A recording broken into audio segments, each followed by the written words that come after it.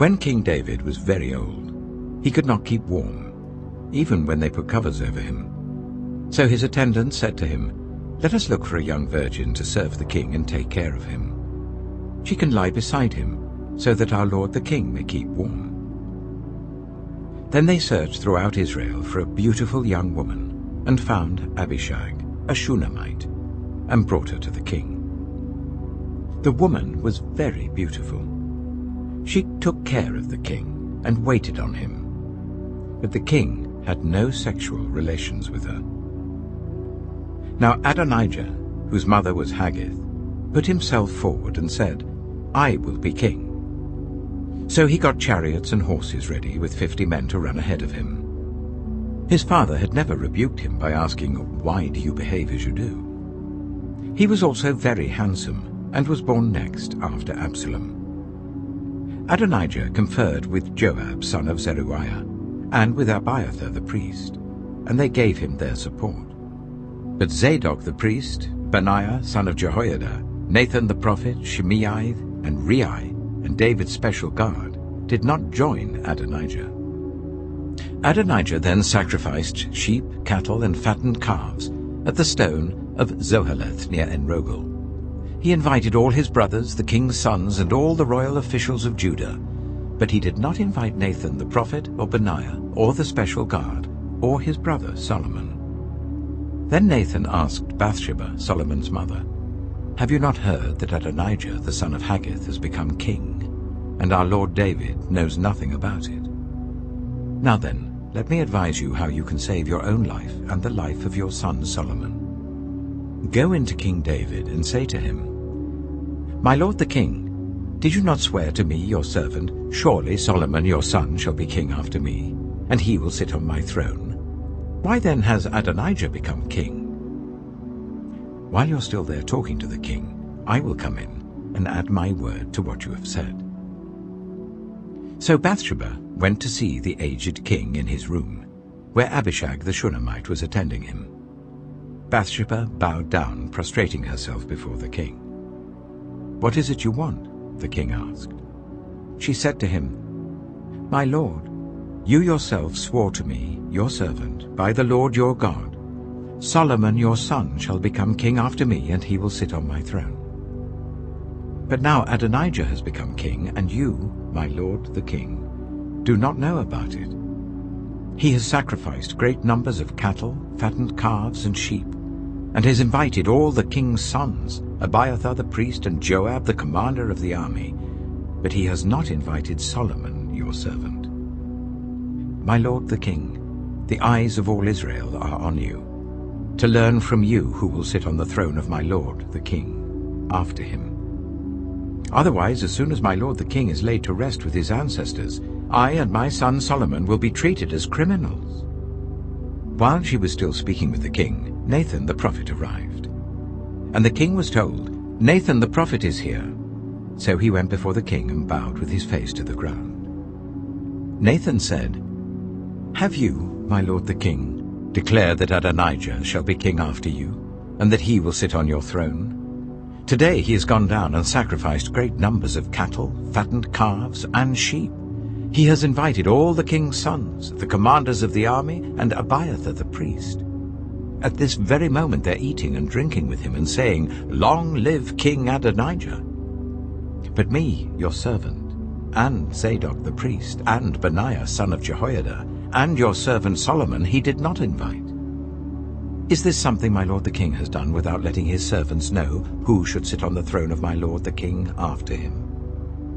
Then King David said, "Call in Bathsheba."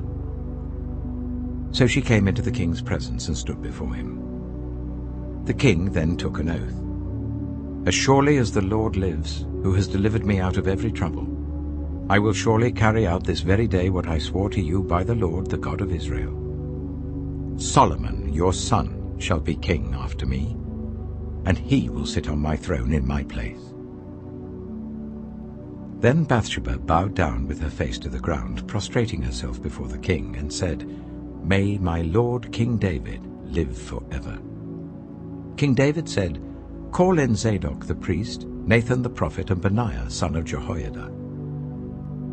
When they came before the king, he said to them, "Take your lord's servants with you, and put Solomon my son on my mule, and take him down to Gihon. There shall Zadok the priest and Nathan the prophet anoint him king over Israel. Blow the trumpet and shout, 'Long live King Solomon!' Then you are to go up with him, and he is to come and sit on my throne and reign in my place. I have appointed him ruler over Israel and Judah." Benaiah, son of Jehoiada, answered the king, "Amen. May the Lord, the God of my lord the king, so declare it. As the Lord was with my lord the king, so may he be with Solomon to make his throne even greater than the throne of my lord King David."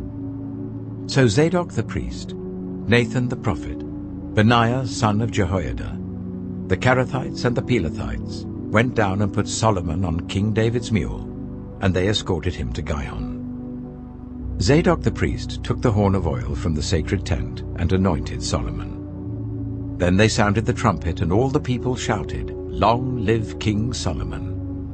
And all the people went up after him, playing pipes and rejoicing greatly, so that the ground shook with the sound.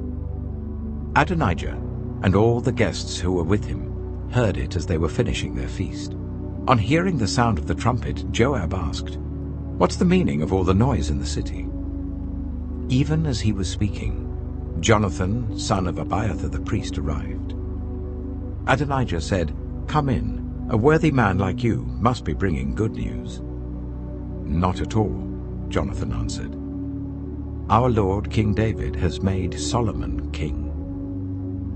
The king has sent with him Zadok the priest, Nathan the prophet, Benaiah son of Jehoiada, the Kerethites and the Pelethites, and they have put him on the king's mule. And Zadok the priest and Nathan the prophet have anointed him king at Gihon.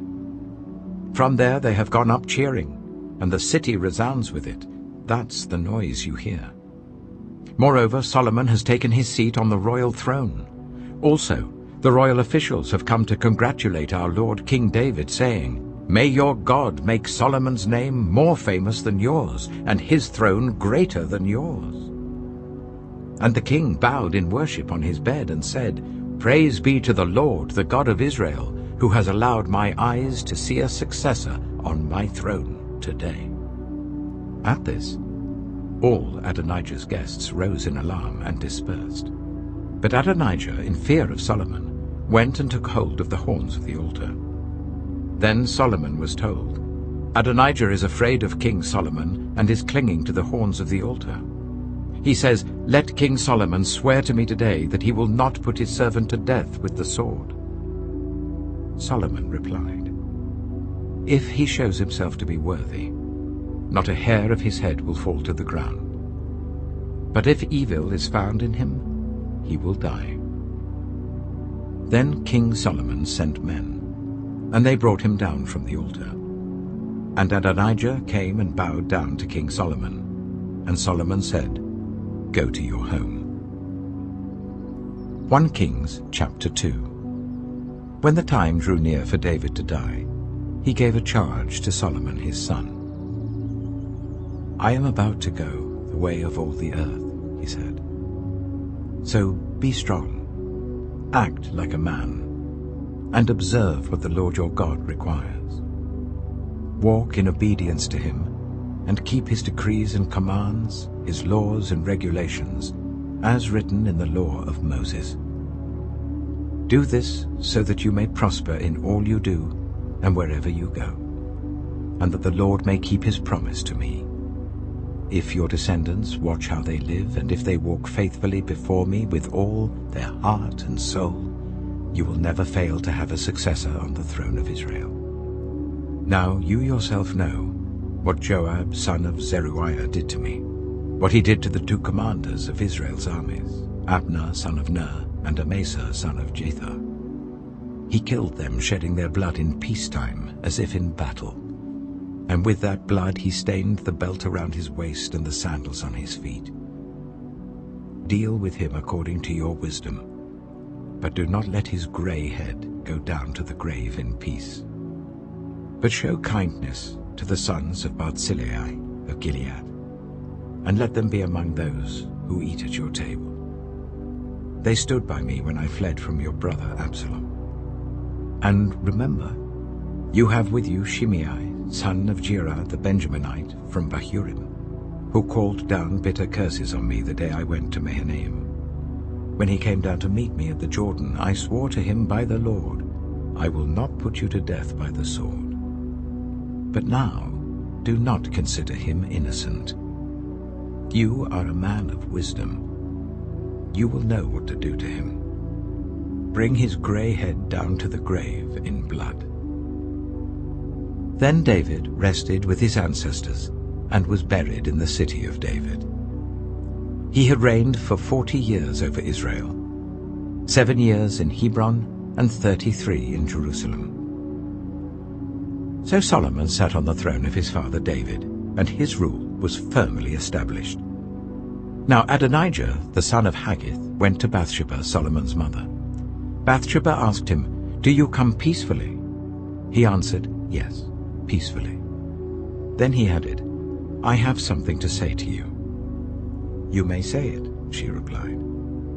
"As you know," he said, "the kingdom was mine. All Israel looked to me as their king, but things changed, and the kingdom has gone to my brother, for it has come to him from the Lord. Now I have one request to make of you. Do not refuse me." "You may make it," she said. So he continued, "Please ask King Solomon, he will not refuse you, to give me Abishag the Shunammite as my wife." "Very well," Bathsheba replied, "I will speak to the king for you." When Bathsheba went to King Solomon to speak to him for Adonijah, the king stood up to meet her, bowed down to her, and sat down on his throne. He had a throne brought for the king's mother, and she sat down at his right hand. "I have one small request to make of you," she said. "Do not refuse me." The king replied, "Make it, my mother. I will not refuse you." So she said, "Let Abishag the Shunammite be given in marriage to your brother Adonijah." King Solomon answered his mother, "Why do you request Abishag the Shunammite for Adonijah? You might as well request the kingdom for him. After all, he is my older brother. Yes, for him and for Abiathar the priest, and Joab son of Zeruiah." Then King Solomon swore by the Lord, "May God deal with me, be it ever so severely, if Adonijah does not pay with his life for this request. And now, as surely as the Lord lives, he who has established me securely on the throne of my father David, and has founded a dynasty for me as he promised, Adonijah shall be put to death today." So King Solomon gave orders to Benaiah son of Jehoiada, and he struck down Adonijah, and he died. To Abiathar the priest the king said, "Go back to your fields in Anathoth. You deserve to die, but I will not put you to death now, because you carried the ark of the sovereign Lord before my father David, and shared all my father's hardships." So Solomon removed Abiathar from the priesthood of the Lord, fulfilling the word the Lord had spoken at Shiloh about the house of Eli. When the news reached Joab, who had conspired with Adonijah, though not with Absalom, he fled to the tent of the Lord and took hold of the horns of the altar. King Solomon was told that Joab had fled to the tent of the Lord and was beside the altar. Then Solomon ordered Benaiah son of Jehoiada, "Go, strike him down." So Benaiah entered the tent of the Lord and said to Joab, "The king says, 'Come out.' But he answered, 'No, I will die here.' Benaiah reported to the king, "This is how Joab answered me." Then the king commanded Benaiah, "Do as he says. Strike him down and bury him, and so clear me and my whole family of the guilt of the innocent blood that Joab shed. The Lord will repay him for the blood he shed, because without my father David knowing it, he attacked 2 men and killed them with the sword. Both of them, Abner son of Ner, commander of Israel's army, and Amasa son of Jether, commander of Judah's army, were better men and more upright than he. May the guilt of their blood rest on the head of Joab and his descendants forever. But on David and his descendants, his house and his throne, may there be the Lord's peace forever." So Benaiah, son of Jehoiada, went up and struck down Joab and killed him, and he was buried at his home out in the country. The king put Benaiah, son of Jehoiada, over the army in Joab's position, and replaced Abiathar with Zadok the priest. Then the king sent for Shimei and said to him, "Build yourself a house in Jerusalem and live there, but do not go anywhere else. The day you leave and cross the Kidron Valley, you can be sure you will die. Your blood will be on your own head." Shimei answered the king, "What you say is good. Your servant will do as my lord the king has said." And Shimei stayed in Jerusalem for a long time. But 3 years later, 2 of Shimei's slaves ran off to Achish, son of Maacah, king of Gath, and Shimei was told, "Your slaves are in Gath." At this he saddled his donkey and went to Achish at Gath in search of his slaves. So Shimei went away and brought the slaves back from Gath. When Solomon was told that Shimei had gone from Jerusalem to Gath and had returned, the king summoned Shimei and said to him, "Did I not make you swear by the Lord and warn you? On the day you leave to go anywhere else, you can be sure you will die. At that time you said to me, 'What you say is good, I will obey.' Why then did you not keep your oath to the Lord and obey the command I gave you?" The king also said to Shimei, "You know in your heart all the wrong you did to my father David. Now the Lord will repay you for your wrongdoing. But King Solomon will be blessed, and David's throne will remain secure before the Lord forever." Then the king gave the order to Benaiah, son of Jehoiada, and he went out and struck Shimei down, and he died. The kingdom was now established in Solomon's hands. 1 Kings chapter 3. Solomon made an alliance with Pharaoh, king of Egypt, and married his daughter. He brought her to the city of David until he finished building his palace and the temple of the Lord, and the wall around Jerusalem. The people, however, were still sacrificing at the high places, because a temple had not yet been built for the name of the Lord. Solomon showed his love for the Lord by walking according to the instructions given him by his father David, except that he offered sacrifices and burned incense on the high places. The king went to Gibeon to offer sacrifices, for that was the most important high place, and Solomon offered 1,000 burnt offerings on that altar. At Gibeon, the Lord appeared to Solomon during the night in a dream, and God said, "Ask for whatever you want me to give you." Solomon answered, "You have shown great kindness to your servant, my father David, because he was faithful to you and righteous and upright in heart. You have continued this great kindness to him, and have given him a son to sit on his throne this very day. Now, Lord my God, you have made your servant king in place of my father David, but I am only a little child, and do not know how to carry out my duties. Your servant is here among the people you have chosen, a great people, too numerous to count or number. So give your servant a discerning heart, to govern your people, and to distinguish between right and wrong. For who is able to govern this great people of yours?" The Lord was pleased that Solomon had asked for this. So God said to him, "Since you have asked for this, and not for long life or wealth for yourself, nor have asked for the death of your enemies, but for discernment in administering justice, I will do what you have asked. I will give you a wise and discerning heart, so that there will never have been anyone like you, nor will there ever be. Moreover, I will give you what you have not asked for, both wealth and honor, so that in your lifetime you will have no equal among kings. And if you walk in obedience to me and keep my decrees and commands as David your father did, I will give you a long life." Then Solomon awoke, and he realized it had been a dream. He returned to Jerusalem, stood before the ark of the Lord's covenant, and sacrificed burnt offerings and fellowship offerings. Then he gave a feast for all his court. Now 2 prostitutes came to the king and stood before him. One of them said, "Pardon me, my lord, This woman and I live in the same house. I had a baby while she was there with me. The third day after my child was born, this woman also had a baby. We were alone. There was no one in the house but the two of us. During the night, this woman's son died because she lay on him. So she got up in the middle of the night and took my son from my side while I, your servant, was asleep. She put him by her breast and put her dead son by my breast. The next morning I got up to nurse my son, and he was dead. But when I looked at him closely in the morning light, I saw that it wasn't the son I had born. The other woman said, "No, the living one is my son, the dead one is yours."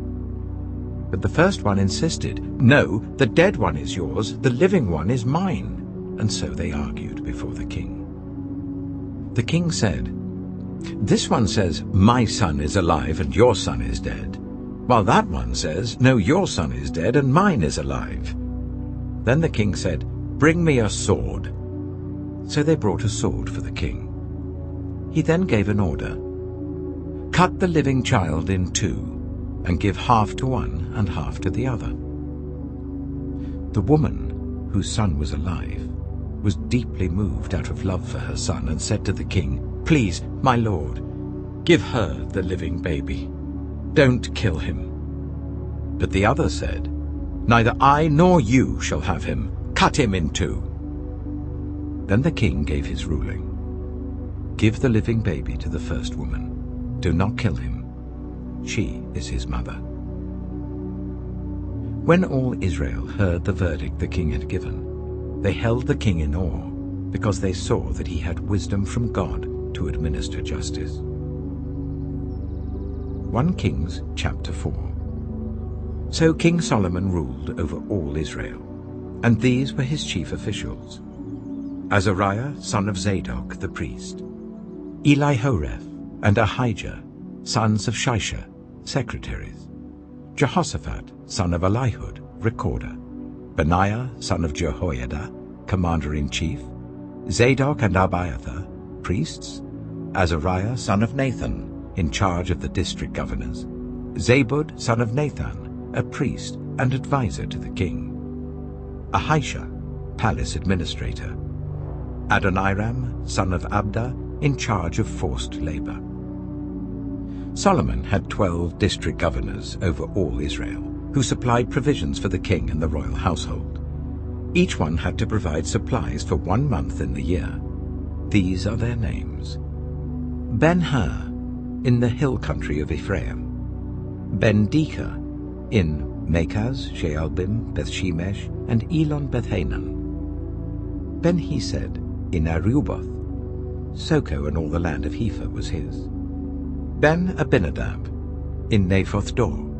He was married to Taphar, daughter of Solomon; Baana, son of Ahilud, in Taanach and Megiddo, and in all of Beth-Shan, next to Zarathan below Jezreel, from Beth-Shan to Abel-Maholah, across to Jokmeam; Ben-Jeba, in Ramoth-Gilead. The settlements of Jair, son of Manasseh in Gilead, were his, as well as the region of Argob in Bashan, and its 60 large walled cities with bronze gate bars; Ahinadab, son of Iddo, in Mahanaim; Ahimaaz, in Naphtali. He had married Basemath, daughter of Solomon; Baana, son of Hushai, in Asher and in Aloth; Jehoshaphat, son of Paruah, in Issachar; Shimei, son of Elah, in Benjamin; Jeba, son of Uri, in Gilead, the country of Sihon, king of the Amorites, and the country of Og, king of Bashan. He was the only governor over the district. The people of Judah and Israel were as numerous as the sand on the seashore. They ate, they drank, and they were happy. And Solomon ruled over the kingdoms from the river Euphrates to the land of the Philistines, as far as the border of Egypt. These countries brought tribute and were Solomon's subjects all his life. Solomon's daily provisions were 30 cors of the finest flour and 60 cors of meal, 10 head of stall-fed cattle, 20 of pasture-fed cattle, and 100 sheep and goats, as well as deer, gazelles, roebucks, and choice fowl. For he ruled over all the kingdoms west of the river Euphrates, from Tifsha to Gaza, and had peace on all sides. During Solomon's lifetime, Judah and Israel, from Dan to Beersheba, lived in safety, everyone under their own vine and under their own fig tree. Solomon had 4,000 stalls for chariot horses and 12,000 horses. The district governors, each in his month, supplied provisions for King Solomon and all who came to the king's table. They saw to it that nothing was lacking. They also brought to the proper place their quotas of barley and straw for the chariot horses and the other horses. God gave Solomon wisdom and very great insight, and a breadth of understanding as measureless as the sand on the seashore. Solomon's wisdom was greater than the wisdom of all the people of the East, and greater than all the wisdom of Egypt. He was wiser than anyone else, including Ethan the Ezrahite, wiser than Heman, Calcol, and Dada, the sons of Mahol. And his fame spread to all the surrounding nations. He spoke 3,000 proverbs, and his songs numbered 1,005. He spoke about plant life, from the cedar of Lebanon to the hyssop that grows out of walls. He also spoke about animals and birds, reptiles and fish. From all nations people came to listen to Solomon's wisdom, sent by all the kings of the world who had heard of his wisdom. 1 Kings chapter 5. When Hiram, king of Tyre, heard that Solomon had been anointed king to succeed his father David, he sent his envoys to Solomon, because he had always been on friendly terms with David. Solomon sent back this message to Hiram. You know that because of the wars waged against my father David from all sides, he could not build a temple for the name of the Lord his God until the Lord put his enemies under his feet. But now the Lord my God has given me rest on every side, and there is no adversary or disaster. I intend therefore to build a temple for the name of the Lord my God, as the Lord told my father David when he said, Your son, whom I will put on the throne in your place, will build the temple for my name. So give orders that cedars of Lebanon be cut for me. My men will work with yours, and I will pay you for your men whatever wages you set. You know that we have no one so skilled in felling timber as the Sidonians. When Hiram heard Solomon's message, he was greatly pleased, and said, Praise be to the Lord today, for he has given David a wise son to rule over this great nation. So Hiram sent word to Solomon, I have received the message you sent me, and will do all you want in providing the cedar and the juniper logs. My men will haul them down from Lebanon to the Mediterranean Sea, and I will float them as rafts by sea to the place you specify. There I will separate them, and you can take them away. And you are to grant my wish by providing food for my royal household. In this way Hiram kept Solomon supplied with all the cedar and juniper logs he wanted, and Solomon gave Hiram 20,000 cores of wheat as food for his household, in addition to 20,000 baths of pressed olive oil. Solomon continued to do this for Hiram year after year. The Lord gave Solomon wisdom, just as he had promised him. There were peaceful relations between Hiram and Solomon, and the two of them made a treaty. King Solomon conscripted laborers from all Israel, 30,000 men. He sent them off to Lebanon in shifts of 10,000 a month, so that they spent 1 month in Lebanon and 2 months at home. Adoniram was in charge of the forced labor. Solomon had 70,000 carriers and 80,000 stonecutters in the hills, as well as 3,300 foremen who supervised the project and directed the workers.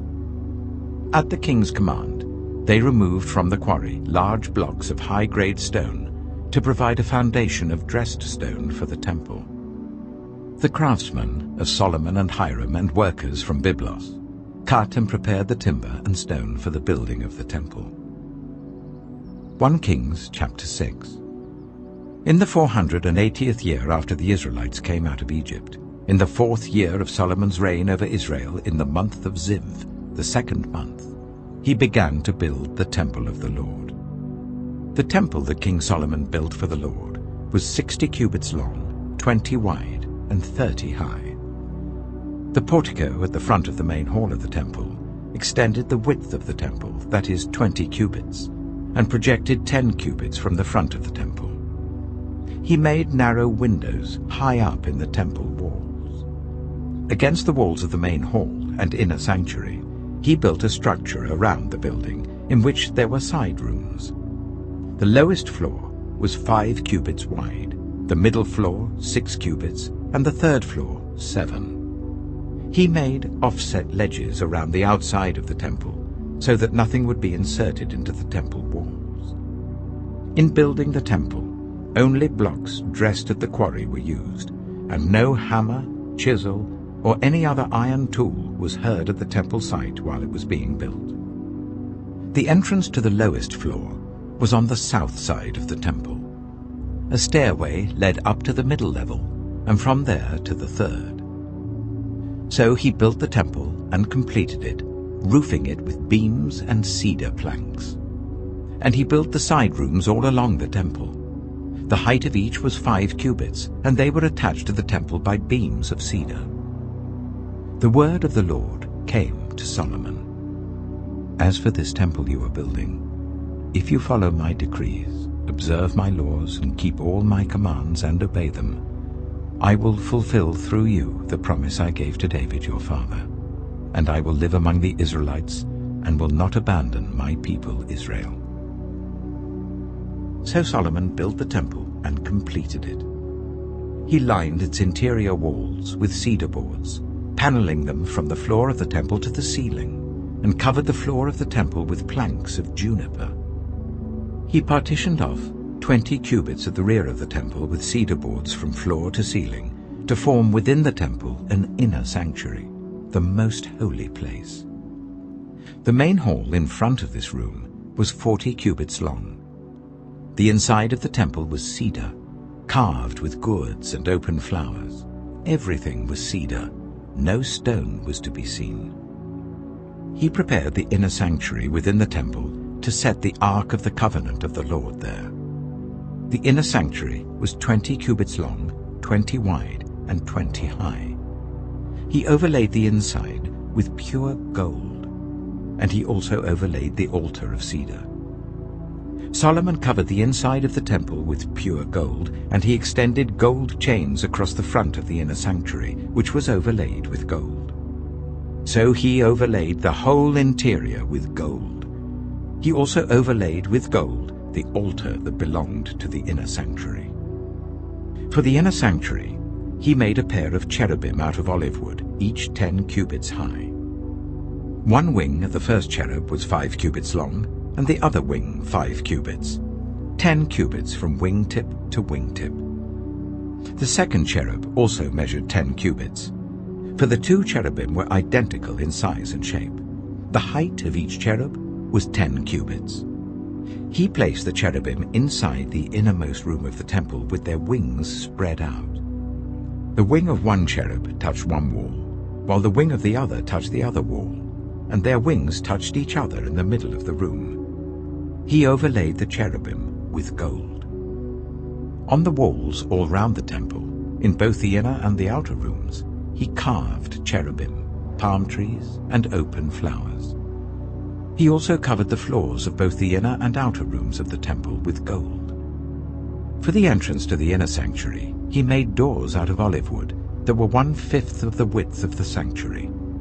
And on the 2 olive wood doors he carved cherubim, palm trees, and open flowers, and overlaid the cherubim and palm trees with hammered gold. In the same way, for the entrance to the main hall, he made door frames out of olive wood that were 1/4 of the width of the hall. He also made 2 doors out of juniper wood, each having 2 leaves that turned in sockets. He carved cherubim, palm trees, and open flowers on them, and overlaid them with gold, hammered evenly over the carvings. And he built the inner courtyard of 3 courses of dressed stone and 1 course of trimmed cedar beams. The foundation of the temple of the Lord was laid in the 4th year, in the month of Ziv. In the 11th year, in the month of Bul, the 8th month, the temple was finished in all its details according to its specifications. He had spent 7 years building it. 1 Kings chapter 7. It took Solomon 13 years, however, to complete the construction of his palace. He built the palace of the forest of Lebanon, 100 cubits long, 50 wide, and 30 high, with 4 rows of cedar columns supporting trimmed cedar beams. It was roofed with cedar above the beams that rested on the columns, 45 beams, 15 to a row. Its windows were placed high in sets of 3, facing each other. All the doorways had rectangular frames.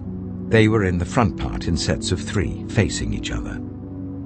He made a colonnade, 50 cubits long and 30 wide. In front of it was a portico, and in front of that were pillars and an overhanging roof. He built the throne hall, the hall of justice, where he was to judge, and he covered it with cedar from floor to ceiling. And the palace in which he was to live, set farther back, was similar in design. Solomon also made a palace like this hall for Pharaoh's daughter, whom he had married. All these structures, from the outside to the great courtyard and from foundation to eaves, were made of blocks of high-grade stone cut to size and smoothed on their inner and outer faces. The foundations were laid with large stones of good quality, some measuring 10 cubits and some 8. Above were high-grade stones cut to size and cedar beams. The great courtyard was surrounded by a wall of 3 courses of dressed stone and 1 course of trimmed cedar beams, as was the inner courtyard of the temple of the Lord with its portico. King Solomon sent to Tyre and brought Huram, whose mother was a widow from the tribe of Naphtali, and whose father was from Tyre and a skilled craftsman in bronze. Huram was filled with wisdom, with understanding, and with knowledge to do all kinds of bronze work. He came to King Solomon and did all the work assigned to him. He cast 2 bronze pillars, each 18 cubits high and 12 cubits in circumference. He also made 2 capitals of cast bronze to set on the tops of the pillars. Each capital was 5 cubits high. A network of interwoven chains adorned the capitals on top of the pillars, 7 for each capital. He made pomegranates in 2 rows encircling each network to decorate the capitals on top of the pillars. He did the same for each capital. The capitals on top of the pillars in the portico were in the shape of lilies, 4 cubits high. On the capitals of both pillars, above the bowl-shaped part next to the network, were the 200 pomegranates in rows all round. He erected the pillars at the portico of the temple. The pillar to the south he named Jachin, and the one to the north, Boaz. The capitals on top were in the shape of lilies, and so the work on the pillars was completed. He made the sea of cast metal, circular in shape, measuring 10 cubits from rim to rim and 5 cubits high. It took a line of 30 cubits to measure round it. Below the rim, gourds encircled it, 10 to a cubit. The gourds were cast in 2 rows, in one piece with the sea. The sea stood on 12 bulls, 3 facing north, 3 facing west, 3 facing south, and 3 facing east. The sea rested on top of them, and their hindquarters were towards the center. It was a handbreadth in thickness, and its rim was like the rim of a cup, like a lily blossom. It held 2,000 baths. He also made 10 movable stands of bronze. Each was 4 cubits long, 4 wide, and 3 high. This is how the stands were made. They had side panels attached to uprights. On the panels between the uprights were lions, bulls, and cherubim, and on the uprights as well. Above and below the lions and bulls were wreaths of hammered work. Each stand had 4 bronze wheels with bronze axles, and each had a basin resting on 4 supports cast with wreaths on each side. On the inside of the stand there was an opening that had a circular frame 1 cubit deep. This opening was round, and with its basework it measured 1.5 cubits. Around its opening there was engraving. The panels of the stands were square, not round. The 4 wheels were under the panels, and the axles of the wheels were attached to the stand. The diameter of each wheel was 1.5 cubits. The wheels were made like chariot wheels. The axles, rims, spokes, and hubs were all of cast metal. Each stand had 4 handles, one on each corner projecting from the stand. At the top of the stand there was a circular band 0.5 cubit deep. The supports and panels were attached to the top of the stand. He engraved cherubim, lions, and palm trees on the surfaces of the supports and on the panels in every available space, with wreaths all round. This is the way he made the 10 stands.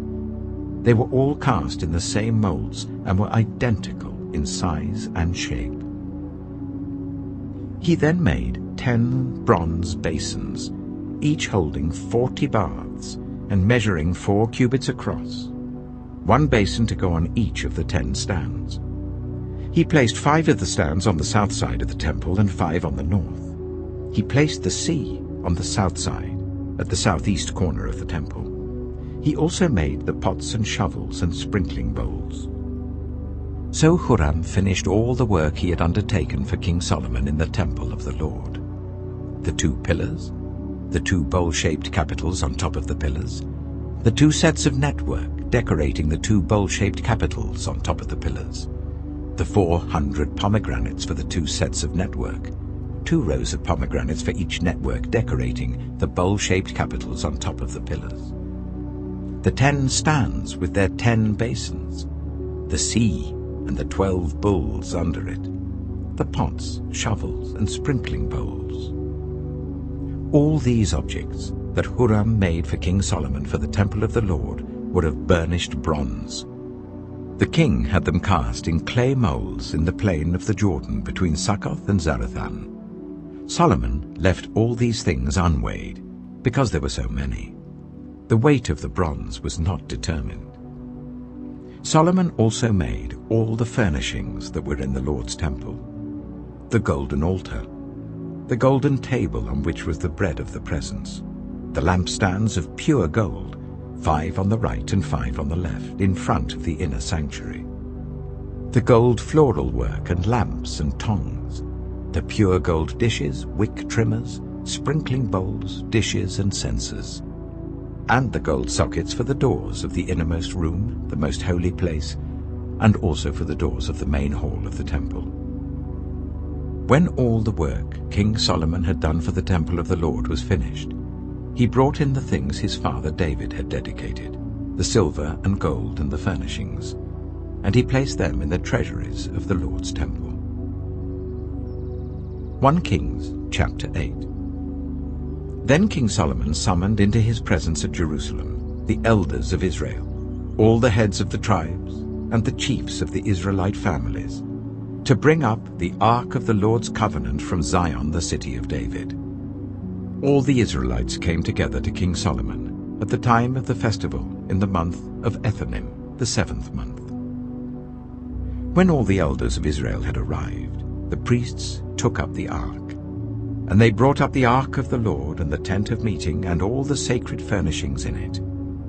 The priests and Levites carried them up, and King Solomon and the entire assembly of Israel that had gathered about him were before the ark, sacrificing so many sheep and cattle that they could not be recorded or counted. The priests then brought the ark of the Lord's covenant to its place in the inner sanctuary of the temple, the most holy place, and put it beneath the wings of the cherubim. The cherubim spread their wings over the place of the ark, and overshadowed the ark and its carrying poles. These poles were so long that their ends could be seen from the holy place in front of the inner sanctuary, but not from outside the holy place, and they are still there today. There was nothing in the ark except the 2 stone tablets that Moses had placed in it at Horeb, where the Lord made a covenant with the Israelites after they came out of Egypt. When the priests withdrew from the holy place, the cloud filled the temple of the Lord, and the priests could not perform their service because of the cloud, for the glory of the Lord filled his temple. Then Solomon said, "The Lord has said, that he would dwell in a dark cloud. I have indeed built a magnificent temple for you, a place for you to dwell forever." While the whole assembly of Israel was standing there, the king turned round and blessed them. Then he said, "Praise be to the Lord, the God of Israel, who with his own hand has fulfilled what he promised with his own mouth to my father David. For he said, 'Since the day I brought my people Israel out of Egypt, I have not chosen a city in any tribe of Israel to have a temple built, so that my name might be there. But I have chosen David to rule my people Israel.' My father David had it in his heart to build a temple for the name of the Lord, the God of Israel. But the Lord said to my father David, 'You did well to have it in your heart to build a temple for my name. Nevertheless, you are not the one to build the temple, but your son, your own flesh and blood. He is the one who will build the temple for my name.' The Lord has kept the promise he made. I have succeeded David my father, and now I sit on the throne of Israel, just as the Lord promised, and I have built the temple for the name of the Lord, the God of Israel. I have provided a place there for the ark, in which is the covenant of the Lord that he made with our ancestors when he brought them out of Egypt." Then Solomon stood before the altar of the Lord in front of the whole assembly of Israel, spread out his hands towards heaven, and said, "Lord, the God of Israel, there is no God like you in heaven above or on earth below. You who keep your covenant of love with your servants, who continue wholeheartedly in your way. You have kept your promise to your servant David my father. With your mouth you have promised, and with your hand you have fulfilled it, as it is today. Now, Lord, the God of Israel, keep for your servant David my father the promises you made to him when you said, 'You shall never fail to have a successor to sit before me on the throne of Israel, if only your descendants are careful in all they do to walk before me faithfully as you have done. And now, God of Israel, let your word that you promised your servant David my father come true.' But will God really dwell on earth? The heavens, even the highest heaven, cannot contain you. How much less this temple I have built?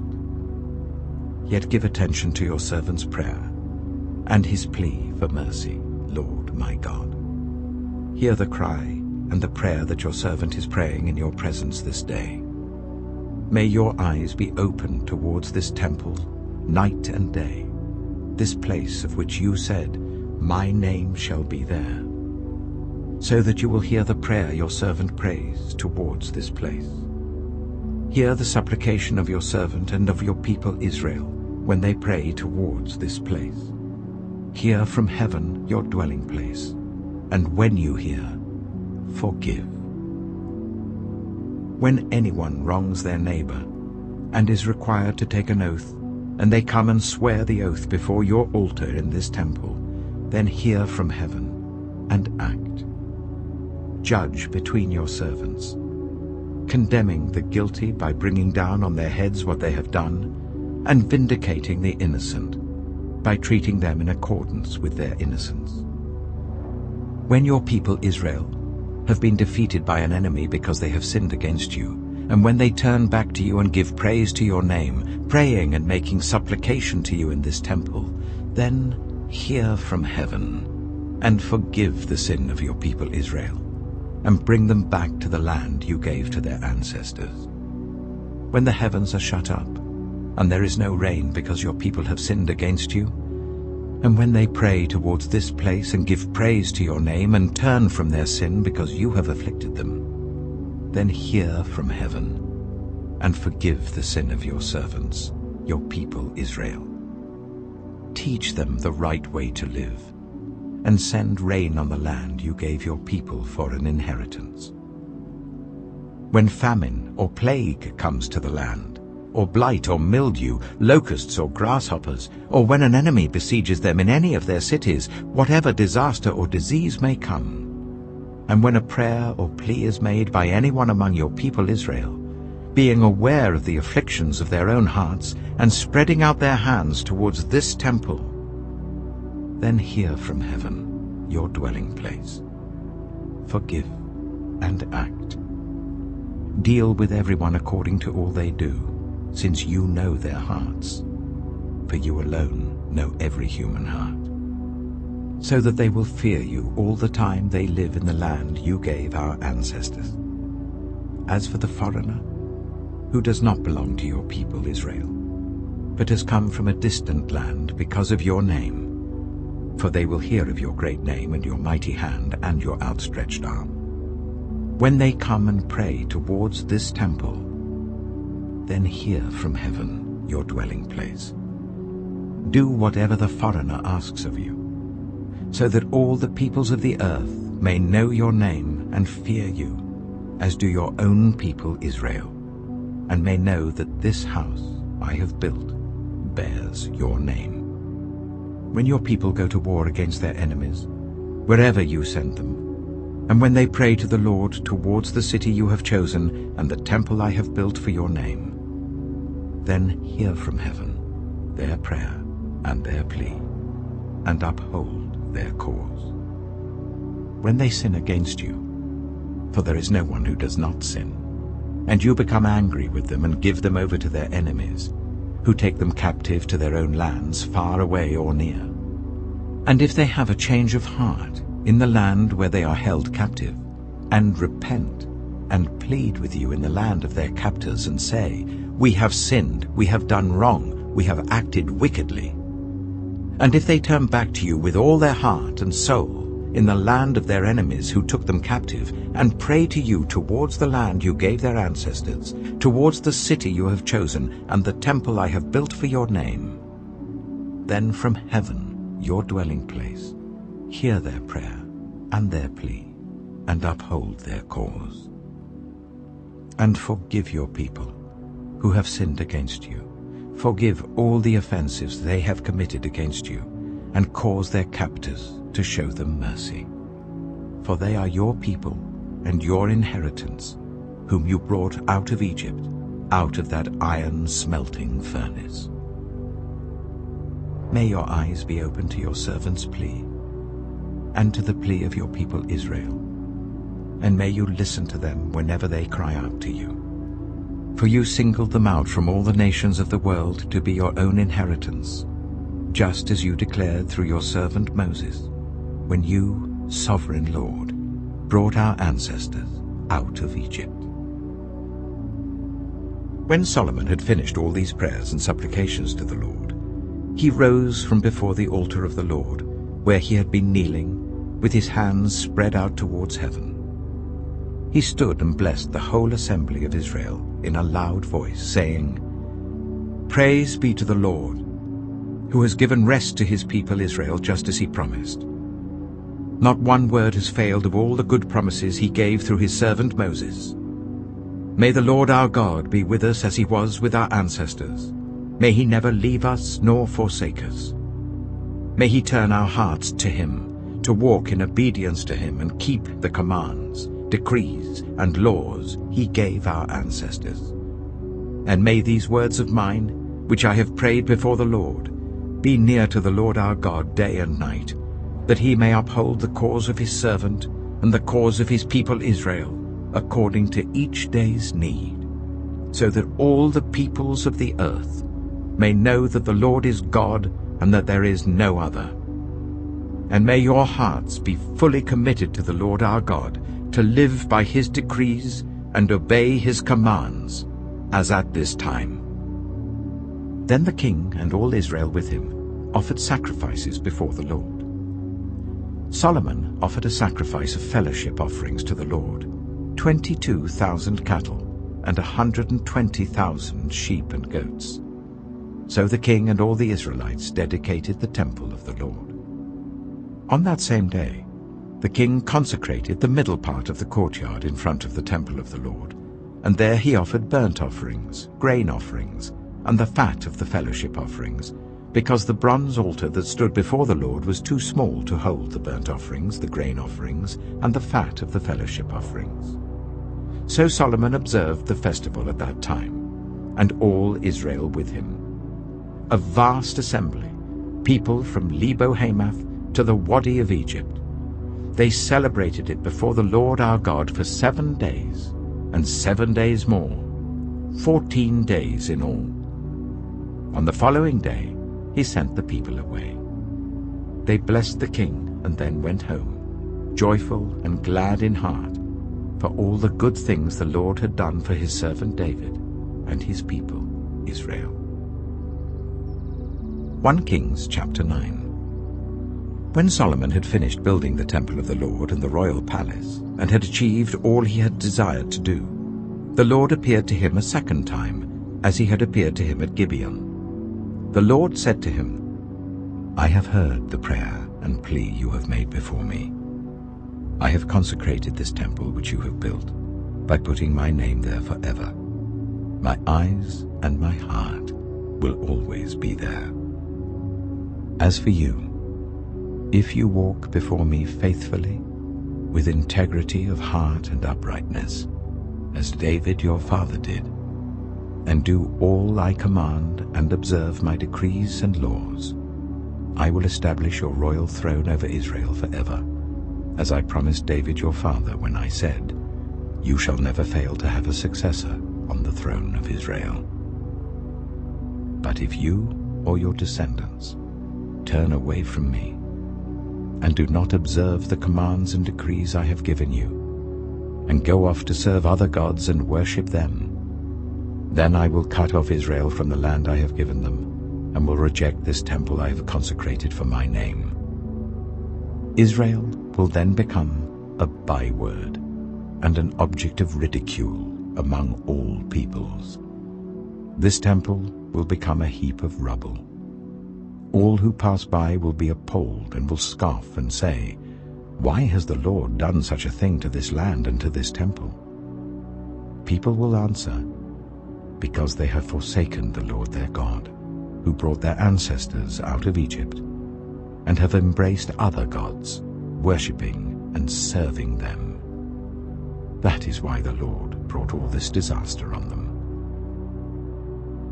At the end of 20 years, during which Solomon built these 2 buildings, the temple of the Lord and the royal palace, King Solomon gave 20 towns in Galilee to Hiram, king of Tyre, because Hiram had supplied him with all the cedar and juniper and gold he wanted. But when Hiram went from Tyre to see the towns that Solomon had given him, he was not pleased with them. What kind of towns are these you have given me, my brother? He asked.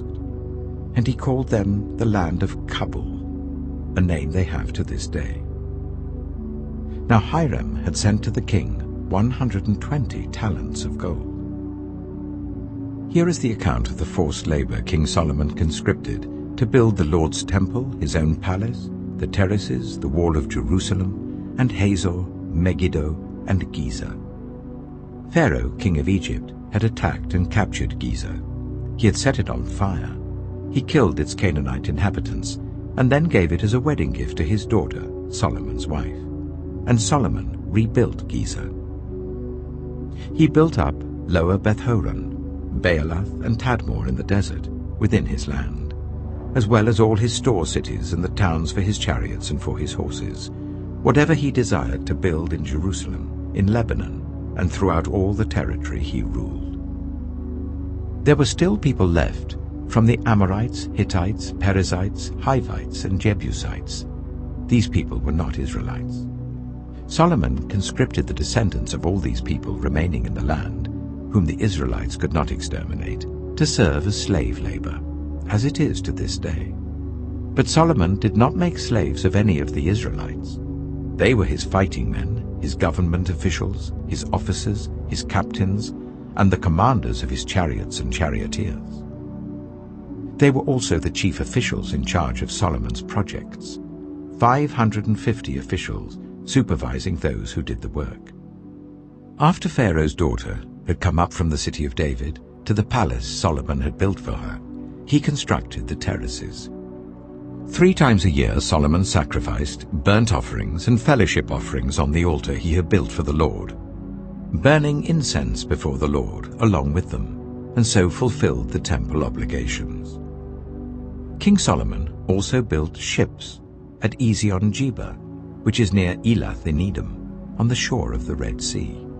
And Hiram sent his men, sailors who knew the sea, to serve in the fleet with Solomon's men. They sailed to Ophir and brought back 420 talents of gold, which they delivered to King Solomon.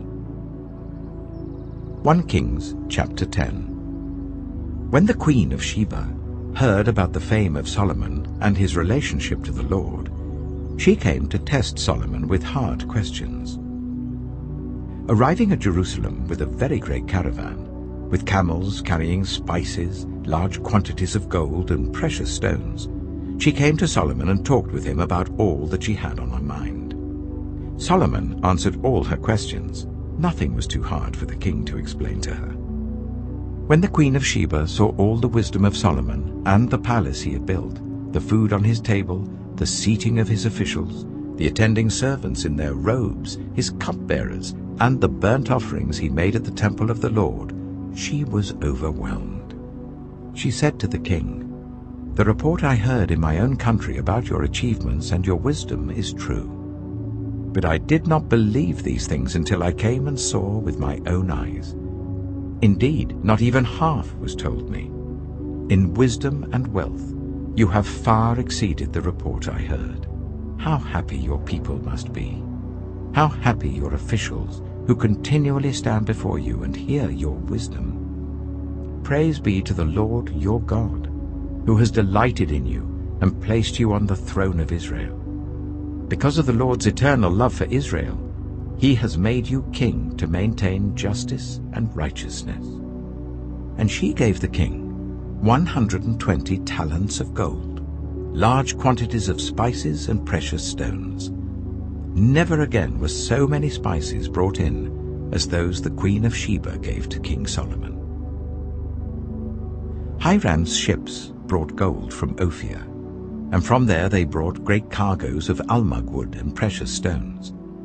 The king used the almug wood to make supports for the temple of the Lord and for the royal palace, and to make harps and lyres for the musicians. So much almug wood has never been imported or seen since that day. King Solomon gave the Queen of Sheba all she desired and asked for, besides what he had given her out of his royal bounty. Then she left and returned with her retinue to her own country.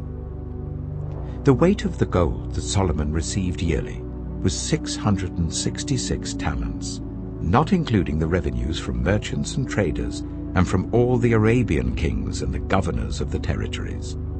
King Solomon made 200 large shields of hammered gold. 600 shekels of gold went into each shield. He also made 300 small shields of hammered gold, with 3 minas of gold in each shield. The king put them in the palace of the forest of Lebanon. Then the king made a great throne covered with ivory and overlaid with fine gold. The throne had 6 steps, and its back had a rounded top. On both sides of the seat were armrests, with a lion standing beside each of them. 12 lions stood on the 6 steps, one at either end of each step. Nothing like it had ever been made for any other kingdom. All King Solomon's goblets were gold, and all the household articles in the palace of the forest of Lebanon were pure gold. Nothing was made of silver, because silver was considered of little value in Solomon's days. The king had a fleet of trading ships at sea, along with the ships of Hiram. Once every 3 years it returned carrying gold, silver, and ivory, and apes and baboons. King Solomon was greater in riches and wisdom than all the other kings of the earth. The whole world sought audience with Solomon to hear the wisdom God had put in his heart. Year after year, everyone who came brought a gift, articles of silver and gold, robes, weapons and spices, and horses and mules. Solomon accumulated chariots and horses. He had 1,400 chariots and 12,000 horses, which he kept in the chariot cities and also with him in Jerusalem. The king made silver as common in Jerusalem as stones, and cedar as plentiful as sycamore fig trees in the foothills. Solomon's horses were imported from Egypt and from Suchet. Royal merchants purchased them from Suchet at the current price. They imported a chariot from Egypt for 600 shekels of silver, and a horse for 150. They also exported them to all the kings of the Hittites and of the Arameans. 1 Kings chapter 11. King Solomon, however, loved many foreign women, besides Pharaoh's daughter: Moabites, Ammonites, Edomites, Sidonians, and Hittites. They were from nations about which the Lord had told the Israelites, "You must not intermarry with them, because they will surely turn your hearts after their gods." Nevertheless, Solomon held fast to them in love. He had 700 wives of royal birth and 300 concubines, and his wives led him astray. As Solomon grew old, his wives turned his heart after other gods, and his heart was not fully devoted to the Lord his God, as the heart of David his father had been. He followed Ashtoreth, the goddess of the Sidonians, and Molech, the detestable god of the Ammonites. So Solomon did evil in the eyes of the Lord. He did not follow the Lord completely, as David his father had done. On a hill east of Jerusalem, Solomon built a high place for Chemosh, the detestable god of Moab, and for Molech, the detestable god of the Ammonites. He did the same for all his foreign wives, who burned incense and offered sacrifices to their gods. The Lord became angry with Solomon because his heart had turned away from the Lord, the God of Israel, who had appeared to him twice. Although he had forbidden Solomon to follow other gods, Solomon did not keep the Lord's command. So the Lord said to Solomon, "Since this is your attitude, and you have not kept my covenant and my decrees, which I commanded you, I will most certainly tear the kingdom away from you and give it to one of your subordinates. Nevertheless, for the sake of David your father, I will not do it during your lifetime. I will tear it out of the hand of your son. Yet I will not tear the whole kingdom from him, but will give him one tribe for the sake of David my servant, and for the sake of Jerusalem, which I have chosen." Then the Lord raised up against Solomon an adversary, Hadad the Edomite, from the royal line of Edom. Earlier, when David was fighting with Edom, Joab, the commander of the army, who had gone up to bury the dead, had struck down all the men in Edom. Joab and all the Israelites stayed there for 6 months, until they had destroyed all the men in Edom. But Hadad, still only a boy, fled to Egypt with some Edomite officials who had served his father. They set out from Midian and went to Paran. Then, taking people from Paran with them, they went to Egypt, to Pharaoh, king of Egypt, who gave Hadad a house and land and provided him with food. Pharaoh was so pleased with Hadad that he gave him a sister of his own wife, Queen Tahpenes, in marriage. The sister of Tahpenes bore him a son named Genubath, whom Tahpenes brought up in the royal palace. There Genubath lived with Pharaoh's own children. While he was in Egypt, Hadad heard that David rested with his ancestors, and that Joab, the commander of the army, was also dead. Then Hadad said to Pharaoh, "Let me go, so that I may return to my own country." "What have you lacked here, that you want to go back to your own country?" Pharaoh asked. "Nothing," Hadad replied, "but do let me go." And God raised up against Solomon another adversary, Rezon, son of Eliada, who had fled from his master, Hadadezer, king of Zobah. When David destroyed Zobah's army, Rezon gathered a band of men around him and became their leader. They went to Damascus, where they settled and took control. Rezon was Israel's adversary as long as Solomon lived, adding to the trouble caused by Hadad. So Rezon ruled in Aram and was hostile towards Israel. Also, Jeroboam, son of Nebat, rebelled against the king. He was one of Solomon's officials, an Ephraimite from Zeredah, and his mother was a widow named Zeruah. Here is the account of how he rebelled against the king. Solomon had built the terraces and had filled in the gap in the wall of the city of David his father. Now Jeroboam was a man of standing, and when Solomon saw how well the young man did his work, He put him in charge of the whole labor force of the tribes of Joseph. About that time, Jeroboam was going out of Jerusalem, and Ahijah, the prophet of Shiloh, met him on the way, wearing a new cloak. The two of them were alone out in the country, and Ahijah took hold of the new cloak he was wearing and tore it into 12 pieces. Then he said to Jeroboam, "Take 10 pieces for yourself, for this is what the Lord, the God of Israel, says. See, I am going to tear the kingdom out of Solomon's hand and give you 10 tribes. But for the sake of my servant David and the city of Jerusalem, which I have chosen out of all the tribes of Israel, he will have 1 tribe. I will do this because they have forsaken me and worshipped Ashtoreth, the goddess of the Sidonians, Chemosh, the god of the Moabites, and Molech, the god of the Ammonites, and have not walked in obedience to me, nor done what is right in my eyes, nor kept my decrees and laws, as David, Solomon's father, did. But I will not take the whole kingdom out of Solomon's hand. I have made him ruler all the days of his life for the sake of David my servant, whom I chose and who obeyed my commands and decrees. I will take the kingdom from his son's hands and give you 10 tribes. I will give 1 tribe to his son, so that David my servant may always have a lamp before me in Jerusalem, the city where I chose to put my name. However, as for you, I will take you, and you will rule over all that your heart desires. You will be king over Israel.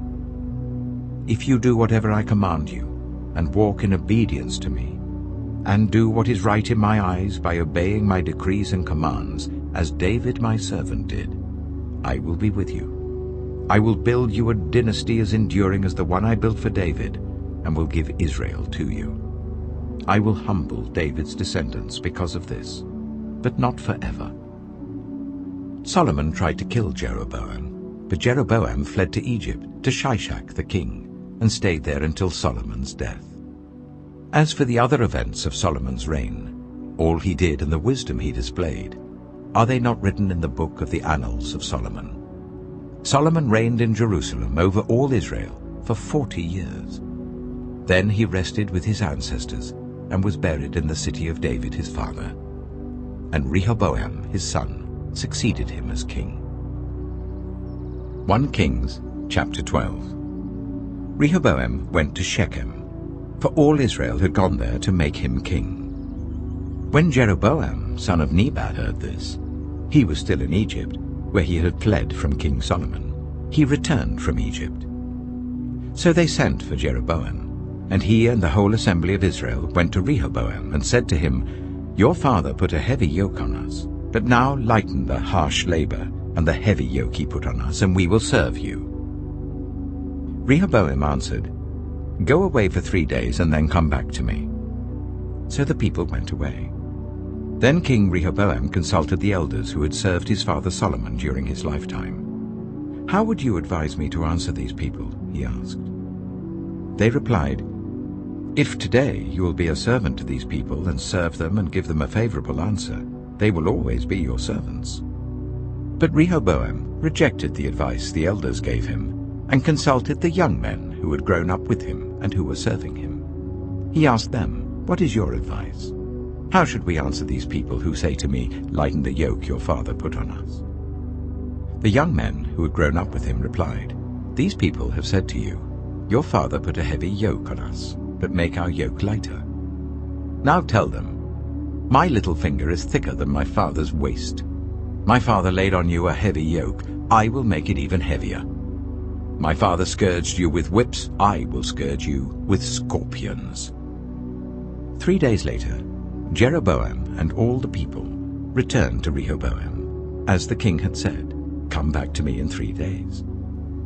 The king answered the people harshly, rejecting the advice given him by the elders. He followed the advice of the young men and said, "My father made your yoke heavy, I will make it even heavier. My father scourged you with whips, I will scourge you with scorpions." So the king did not listen to the people, for this turn of events was from the Lord, to fulfill the word the Lord had spoken to Jeroboam son of Nebat through Ahijah the Shilonite. When all Israel saw that the king refused to listen to them, they answered the king, What share do we have in David? What part in Jesse's son? To your tents, Israel. Look after your own house, David." So the Israelites went home. But as for the Israelites who were living in the towns of Judah, Rehoboam still ruled over them. King Rehoboam sent out Adoniram, who was in charge of forced labor, but all Israel stoned him to death. King Rehoboam, however, managed to get into his chariot and escape to Jerusalem. So Israel has been in rebellion against the house of David to this day. When all the Israelites heard that Jeroboam had returned, they sent and called him to the assembly and made him king over all Israel. Only the tribe of Judah remained loyal to the house of David. When Rehoboam arrived in Jerusalem, he mustered all Judah and the tribe of Benjamin, 180,000 able young men, to go to war against Israel and to regain the kingdom for Rehoboam son of Solomon. But this word of God came to Shemaiah the man of God. "Say to Rehoboam son of Solomon king of Judah, to all Judah and Benjamin, and to the rest of the people, this is what the Lord says. Do not go up to fight against your brothers, the Israelites. Go home, every one of you, for this is my doing." So they obeyed the word of the Lord and went home again, as the Lord had ordered. Then Jeroboam fortified Shechem in the hill country of Ephraim and lived there. From there he went out and built up Peniel. Jeroboam thought to himself, "The kingdom is now likely to revert to the house of David. If these people go up to offer sacrifices at the temple of the Lord in Jerusalem, they will again give their allegiance to their lord, Rehoboam king of Judah. They will kill me and return to King Rehoboam." After seeking advice, the king made 2 golden calves. He said to the people, "It is too much for you to go up to Jerusalem. Here are your gods, Israel, who brought you up out of Egypt." One he set up in Bethel, and the other in Dan. And this thing became a sin. The people came to worship the one at Bethel, and went as far as Dan to worship the other. Jeroboam built shrines on high places, and appointed priests from all sorts of people, even though they were not Levites. He instituted a festival on the 15th day of the 8th month, like the festival held in Judah, and offered sacrifices on the altar. This he did in Bethel, sacrificing to the calves he had made. And at Bethel he also installed priests at the high places he had made. On the 15th day of the 8th month, a month of his own choosing, he offered sacrifices on the altar he had built at Bethel. So he instituted the festival for the Israelites and went up to the altar to make offerings. 1 Kings chapter 13. By the word of the Lord, a man of God came from Judah to Bethel, as Jeroboam was standing by the altar to make an offering. By the word of the Lord he cried out against the altar, "Altar, altar, this is what the Lord says. A son named Josiah will be born to the house of David. On you he will sacrifice the priests of the high places who make offerings here, and human bones will be burned on you." That same day, the man of God gave a sign. "This is the sign the Lord has declared. The altar will be split apart, and the ashes on it will be poured out." When King Jeroboam heard what the man of God cried out against the altar at Bethel, he stretched out his hand from the altar and said, "Seize him." But the hand he stretched out towards the man shriveled up, so that he could not pull it back. Also the altar was split apart, and its ashes poured out according to the sign given by the man of God by the word of the Lord. Then the king said to the man of God, "Intercede with the Lord your God and pray for me that my hand may be restored." So the man of God interceded with the Lord, and the king's hand was restored and became as it was before. The king said to the man of God, "Come home with me for a meal, and I will give you a gift." But the man of God answered the king, "Even if you were to give me half your possessions, I would not go with you, nor would I eat bread or drink water here. For I was commanded by the word of the Lord, you must not eat bread or drink water or return by the way you came." So he took another road and did not return by the way he had come to Bethel. Now there was a certain old prophet living in Bethel, whose sons came and told him all that the man of God had done there that day. They also told their father what he had said to the king. Their father asked them, which way did he go? And his sons showed him which road the man of God from Judah had taken. So he said to his sons, "Saddle the donkey for me." And when they had saddled the donkey for him, he mounted it and rode after the man of God. He found him sitting under an oak tree and asked, "Are you the man of God who came from Judah?" "I am," he replied. So the prophet said to him, "Come home with me and eat." The man of God said, "I cannot turn back and go with you, nor can I eat bread or drink water with you in this place. I have been told by the word of the Lord, you must not eat bread or drink water there, or return by the way you came." The old prophet answered, "I too am a prophet as you are. And an angel said to me by the word of the Lord, bring him back with you to your house, so that he may eat bread and drink water." But he was lying to him. So the man of God returned with him and ate and drank in his house. While they were sitting at the table, the word of the Lord came to the old prophet who had brought him back. He cried out to the man of God who had come from Judah, "This is what the Lord says. You have defied the word of the Lord and have not kept the command the Lord your God gave you. You came back and ate bread and drank water in the place where he told you not to eat or drink.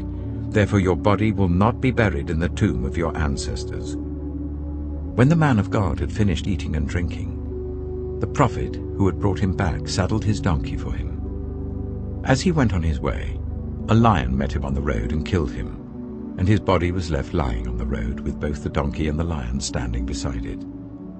Some people who passed by saw the body lying there, with the lion standing beside the body, and they went and reported it in the city where the old prophet lived. When the prophet who had brought him back from his journey heard of it, he said, "It is the man of God who defied the word of the Lord. The Lord has given him over to the lion, which has mauled him and killed him, as the word of the Lord had warned him." The prophet said to his sons, "Saddle the donkey for me," and they did so. Then he went out and found the body lying on the road, with the donkey and the lion standing beside it. The lion had neither eaten the body nor mauled the donkey. So the prophet picked up the body of the man of God, laid it on the donkey, and brought it back to his own city to mourn for him and bury him. Then he laid the body in his own tomb, and they mourned over him and said, "Alas, my brother." After burying him, he said to his sons, "When I die, bury me in the grave where the man of God is buried. Lay my bones beside his bones." For the message he declared by the word of the Lord against the altar in Bethel, and against all the shrines on the high places in the towns of Samaria, will certainly come true. Even after this, Jeroboam did not change his evil ways, but once more appointed priests for the high places from all sorts of people. Anyone who wanted to become a priest, he consecrated for the high places. This was the sin of the house of Jeroboam that led to its downfall and to its destruction from the face of the earth. 1 Kings chapter 14. At that time, Abijah, son of Jeroboam, became ill. And Jeroboam said to his wife, "Go, disguise yourself, so that you won't be recognized as the wife of Jeroboam. Then go to Shiloh. Ahijah the prophet is there, the one who told me I would be king over this people. Take 10 loaves of bread with you, some cakes and a jar of honey, and go to him. He will tell you what will happen to the boy." So Jeroboam's wife did what he said and went to Ahijah's house in Shiloh. Now Ahijah could not see. His sight was gone because of his age. But the Lord had told Ahijah, "Jeroboam's wife is coming to ask you about her son, for he is ill. And you are to give her such and such an answer. When she arrives, she will pretend to be someone else." So when Ahijah heard the sound of her footsteps at the door, he said, "Come in, wife of Jeroboam. Why this pretense? I have been sent to you with bad news. Go, tell Jeroboam, this is what the Lord, the God of Israel, says. I raised you up from among the people and appointed you ruler over my people Israel. I tore the kingdom away from the house of David and gave it to you. But you have not been like my servant David, who kept my commands and followed me with all his heart, doing only what was right in my eyes. You have done more evil than all who lived before you. You have made for yourself other gods, idols made of metal. You have aroused my anger and turned your back on me. Because of this, I am going to bring disaster on the house of Jeroboam. I will cut off from Jeroboam every last male in Israel, slave or free. I will burn up the house of Jeroboam as one burns dung until it is all gone. Dogs will eat those belonging to Jeroboam who die in the city, and the birds will feed on those who die in the country. The Lord has spoken. As for you, go back home. When you set foot in your city, the boy will die. All Israel will mourn for him and bury him. He is the only one belonging to Jeroboam who will be buried, because he is the only one in the house of Jeroboam in whom the Lord, the God of Israel, has found anything good. The Lord will raise up for himself a king over Israel who will cut off the family of Jeroboam. Even now this is beginning to happen. And the Lord will strike Israel so that it will be like a reed swaying in the water. He will uproot Israel from this good land that he gave to their ancestors and scatter them beyond the river Euphrates, because they aroused the Lord's anger by making Asherah poles. And he will give Israel up because of the sins Jeroboam has committed and has caused Israel to commit. Then Jeroboam's wife got up and left and went to Tirzah. As soon as she stepped over the threshold of the house, the boy died. They buried him, and all Israel mourned for him, as the Lord had said through his servant the prophet Ahijah. The other events of Jeroboam's reign, his wars and how he ruled, are written in the book of the annals of the kings of Israel. He reigned for 22 years, and then rested with his ancestors. And Nadab, his son, succeeded him as king. Rehoboam, son of Solomon, was king in Judah. He was 41 years old when he became king, and he reigned for 17 years in Jerusalem, the city the Lord had chosen out of all the tribes of Israel in which to put his name. His mother's name was Naamah. She was an Ammonite. Judah did evil in the eyes of the Lord. By the sins they committed, they stirred up his jealous anger more than those who were before them had done. They also set up for themselves high places, sacred stones and Asherah poles on every high hill and under every spreading tree. There were even male shrine prostitutes in the land. The people engaged in all the detestable practices of the nations the Lord had driven out before the Israelites. In the 5th year of King Rehoboam, Shishak, king of Egypt, attacked Jerusalem. He carried off the treasures of the temple of the Lord and the treasures of the royal palace. He took everything, including all the gold shields Solomon had made. So King Rehoboam made bronze shields to replace them, and assigned these to the commanders of the guard on duty at the entrance to the royal palace. Whenever the king went to the Lord's temple, the guards bore the shields, and afterwards they returned them to the guard room. As for the other events of Rehoboam's reign, and all he did, are they not written in the book of the annals of the kings of Judah?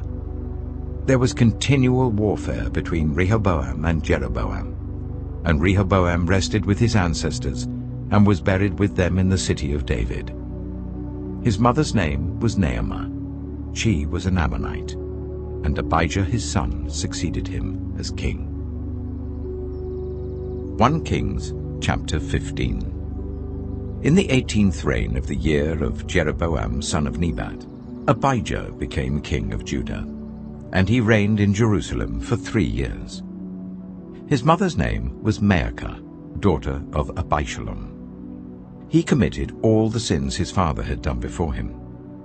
His heart was not fully devoted to the Lord his God, as the heart of David his forefather had been.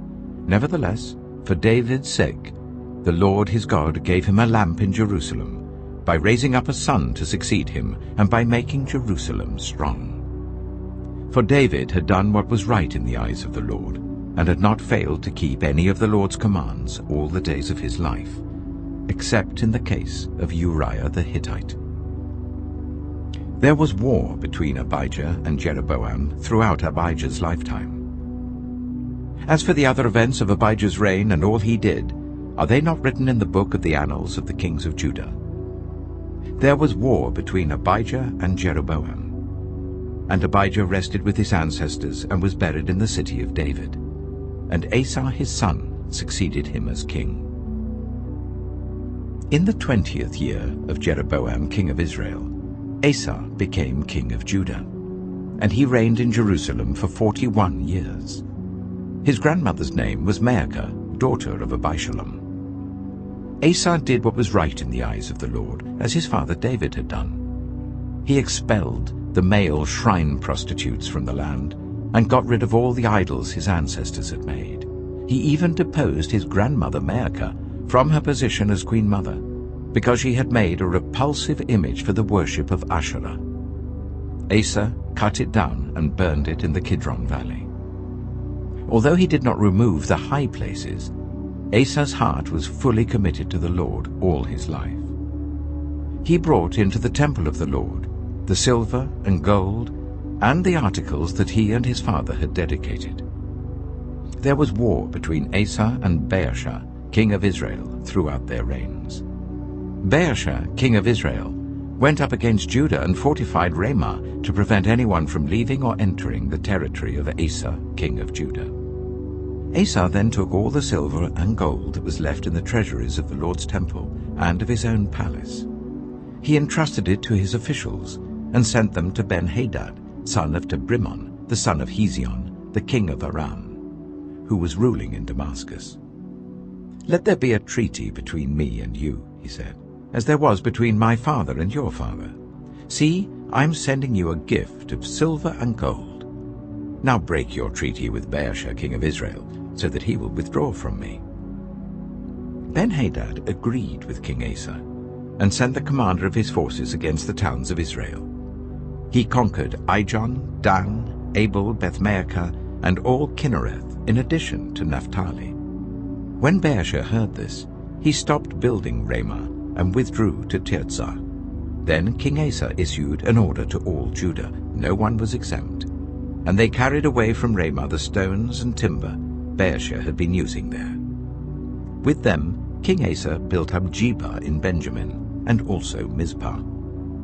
As for all the other events of Asa's reign, all his achievements, all he did, and the cities he built, are they not written in the book of the annals of the kings of Judah? In his old age, however, his feet became diseased. Then Asa rested with his ancestors, and was buried with them in the city of his father David. And Jehoshaphat, his son, succeeded him as king. Nadab, son of Jeroboam, became king of Israel in the 2nd year of Asa, king of Judah, and he reigned over Israel for 2 years. He did evil in the eyes of the Lord, following the ways of his father, and committing the same sin his father had caused Israel to commit. Baasha, son of Ahijah, from the tribe of Issachar, plotted against him, and he struck him down at Gibbethon, a Philistine town, while Nadab and all Israel were besieging it. Baasha killed Nadab in the 3rd year of Asa, king of Judah, and succeeded him as king. As soon as he began to reign, he killed Jeroboam's whole family. He did not leave Jeroboam anyone that breathed, but destroyed them all according to the word of the Lord, given through his servant Ahijah the Shilonite. This happened because of the sins Jeroboam had committed and had caused Israel to commit, and because he aroused the anger of the Lord, the God of Israel.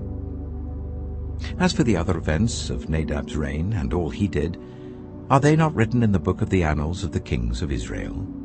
There was war between Asa and Baasha, king of Israel, throughout their reigns.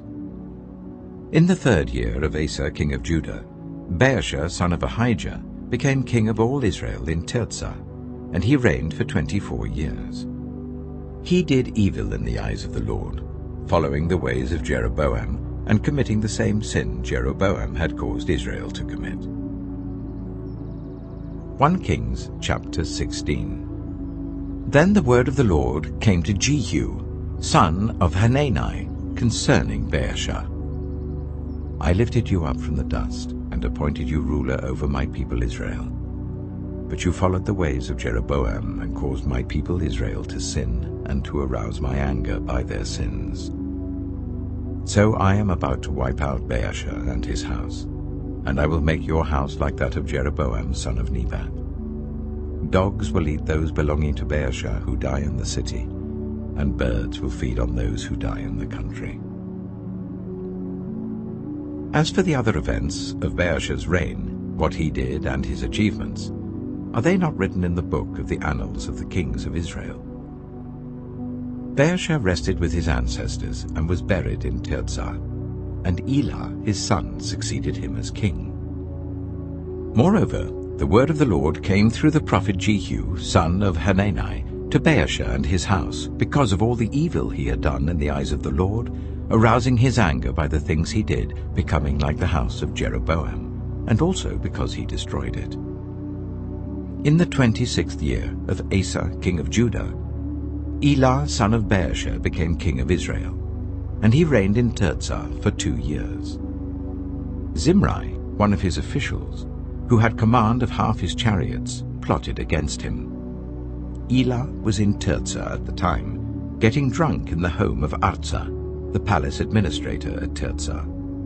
Zimri came in, struck him down and killed him in the 27th year of Asa king of Judah. Then he succeeded him as king. As soon as he began to reign and was seated on the throne, he killed off Baasha's whole family. He did not spare a single male, whether relative or friend. So Zimri destroyed the whole family of Baasha in accordance with the word of the Lord spoken against Baasha through the prophet Jehu, because of all the sins Baasha and his son Elah had committed and had caused Israel to commit, so that they aroused the anger of the Lord, the God of Israel, by their worthless idols. As for the other events of Elah's reign and all he did, are they not written in the book of the annals of the kings of Israel? In the 27th year of Asa king of Judah, Zimri reigned in Tirzah for 7 days. The army was encamped near Gibbethon, a Philistine town. When the Israelites in the camp heard that Zimri had plotted against the king and murdered him, they proclaimed Omri, the commander of the army, king over Israel, that very day there in the camp. Then Omri and all the Israelites with him withdrew from Gibbethon and laid siege to Tirzah. When Zimri saw that the city was taken, he went into the citadel of the royal palace and set the palace on fire around him. So he died because of the sins he had committed, doing evil in the eyes of the Lord, and following the ways of Jeroboam, and committing the same sin Jeroboam had caused Israel to commit. As for the other events of Zimri's reign and the rebellion he carried out, are they not written in the book of the annals of the kings of Israel? Then the people of Israel were split into 2 factions. Half supported Tibni, son of Ginath, for king, and the other half supported Omri. But Omri's followers proved stronger than those of Tibni, son of Ginath. So Tibni died, and Omri became king. In the 31st year of Asa king of Judah, Omri became king of Israel, and he reigned for 12 years, 6 of them in Tirzah. He bought the hill of Samaria from Shema for 2 talents of silver, and built a city on the hill, calling it Samaria, after Shema, the name of the former owner of the hill. But Omri did evil in the eyes of the Lord, and sinned more than all those before him. He followed completely the ways of Jeroboam son of Nebat, committing the same sin Jeroboam had caused Israel to commit, so that they aroused the anger of the Lord, the God of Israel, by their worthless idols. As for the other events of Omri's reign, what he did and the things he achieved, are they not written in the book of the annals of the kings of Israel? Omri rested with his ancestors and was buried in Samaria, and Ahab, his son, succeeded him as king. In the 38th year of Asa king of Judah, Ahab, son of Omri, became king of Israel, and he reigned in Samaria over Israel for 22 years. Ahab, son of Omri, did more evil in the eyes of the Lord than any of those before him. He not only considered it trivial to commit the sins of Jeroboam, son of Nebat, but he also married Jezebel, daughter of Ethbaal, king of the Sidonians, and began to serve Baal and worship him. He set up an altar for Baal in the temple of Baal that he built in Samaria. Ahab also made an Asherah pole, and did more to arouse the anger of the Lord, the God of Israel, than did all the kings of Israel before him. In Ahab's time, Hiel of Bethel rebuilt Jericho. He laid its foundation at the cost of his firstborn son Abiram, and he set up its gates at the cost of his youngest son Segub, in accordance with the word of the Lord spoken by Joshua, son of Nun. 1 Kings chapter 17. Now Elijah the Tishbite, from Tishbe in Gilead, said to Ahab, As the Lord, the God of Israel, lives, whom I serve, there will be neither dew nor rain in the next few years, except at my word. Then the word of the Lord came to Elijah, Leave here, turn eastward and hide in the Kerith ravine, east of the Jordan. You will drink from the brook, and I have instructed the ravens to supply you with food there. So he did what the Lord had told him. He went to the Kerith ravine, east of the Jordan, and stayed there. The ravens brought him bread and meat in the morning, and bread and meat in the evening, and he drank from the brook. Some time later the brook dried up because there had been no rain in the land. Then the word of the Lord came to him, Go at once to Zarephath, in the region of Sidon, and stay there. I have instructed a widow there to supply you with food. So he went to Zarephath. When he came to the town gate, a widow was there gathering sticks. He called to her and asked, Would you bring me a little water in a jar, so I may have a drink? As she was going to get it, he called, And bring me, please, a piece of bread. As surely as the Lord your God lives, she replied, I don't have any bread, only a handful of flour in a jar and a little olive oil in a jug. I'm gathering a few sticks to take home and make a meal for myself and my son, that we may eat it and die. Elijah said to her, Don't be afraid. Go home and do as you have said. But first make a small loaf of bread for me from what you have, and bring it to me, and then make something for yourself and your son. For this is what the Lord, the God of Israel, says, The jar of flour will not be used up, and the jug of oil will not run dry, until the day the Lord sends rain on the land. She went away and did as Elijah had told her. So there was food every day for Elijah and for the woman and her family. For the jar of flour was not used up, and the jug of oil did not run dry, in keeping with the word of the Lord spoken by Elijah. Some time later, the son of the woman who owned the house became ill. He grew worse and worse and finally stopped breathing. She said to Elijah, What do you have against me, man of God? Did you come to remind me of my sin and kill my son? Give me your son, Elijah replied. He took him from her arms, carried him to the upper room where he was staying, and laid him on his bed. Then he cried out to the Lord, Lord my God, have you brought tragedy even on this widow I am staying with, by causing her son to die? Then he stretched himself out on the boy 3 times, and cried out to the Lord, Lord my God, let this boy's life return to him. The Lord heard Elijah's cry, and the boy's life returned to him, and he lived. Elijah picked up the child and carried him down from the room into the house. He gave him to his mother and said, Look, your son is alive. Then the woman said to Elijah, Now I know that you are a man of God, and that the word of the Lord from your mouth is the truth. 1 Kings chapter 18. After a long time, in the 3rd year, the word of the Lord came to Elijah. Go and present yourself to Ahab, and I will send rain on the land.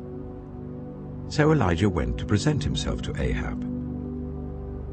Now the famine was severe in Samaria, and Ahab had summoned Obadiah, his palace administrator. Obadiah was a devout believer in the Lord. While Jezebel was killing off the Lord's prophets, Obadiah had taken 100 prophets and hidden them in 2 caves, 50 in each, and had supplied them with food and water. Ahab said to Obadiah, "Go through the land to all the springs and valleys. Maybe we can find some grass to keep the horses and mules alive, so we'll not have to kill any of our animals." So they divided the land they were to cover, Ahab going in one direction and Obadiah in another. As Obadiah was walking along, Elijah met him. Obadiah recognized him, bowed to the ground and said, "Is it really you, my lord Elijah?" "Yes," he replied. "Go tell your master, Elijah is here." "What have I done wrong?" asked Obadiah, "that you are handing your servant over to Ahab to be put to death? As surely as the Lord your God lives, there's not a nation or kingdom where my master has not sent someone to look for you. And whenever a nation or kingdom claimed you were not there, he made them swear they could not find you. But now you tell me to go to my master and say, 'Elijah is here.' I don't know where the Spirit of the Lord may carry you when I leave you.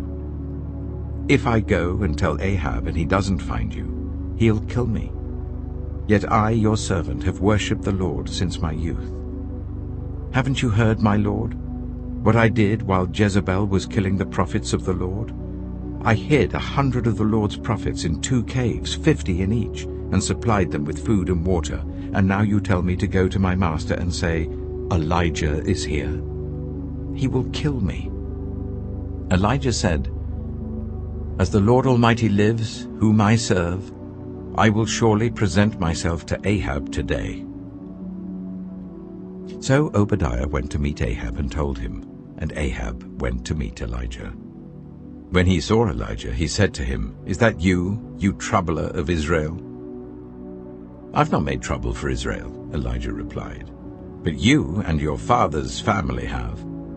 You have abandoned the Lord's commands and have followed the Baals. Now summon the people from all over Israel to meet me on Mount Carmel, and bring the 450 prophets of Baal and the 400 prophets of Asherah who eat at Jezebel's table." So Ahab sent word throughout all Israel and assembled the prophets on Mount Carmel. Elijah went before the people and said, "How long will you waver between 2 opinions? If the Lord is God, follow him. But if Baal is God, follow him." But the people said nothing. Then Elijah said to them, "I am the only one of the Lord's prophets left, but Baal has 450 prophets. Get 2 bulls for us. Let Baal's prophets choose one for themselves, and let them cut it into pieces and put it on the wood, but not set fire to it. I will prepare the other bull, and put it on the wood, but not set fire to it. Then you call on the name of your God, and I will call on the name of the Lord. The God who answers by fire, he is God." Then all the people said, "What you say is good." Elijah said to the prophets of Baal, "Choose one of the bulls and prepare it first, since there are so many of you. Call on the name of your God, but do not light the fire." So they took the bull that was given to them and prepared it. Then they called on the name of Baal from morning till noon. "Baal, answer us," they shouted. But there was no response. No one answered, and they danced around the altar they had made. At noon, Elijah began to taunt them. "Shout louder," he said. "Surely he is a god. Oh, perhaps he's deep in thought or busy or traveling. Maybe he's sleeping and must be awakened." So they shouted louder and slashed themselves with swords and spears, as was their custom, until their blood flowed. Midday passed, and they continued their frantic prophesying until the time for the evening sacrifice. But there was no response. No one answered. No one paid attention. Then Elijah said to all the people, "Come here to me."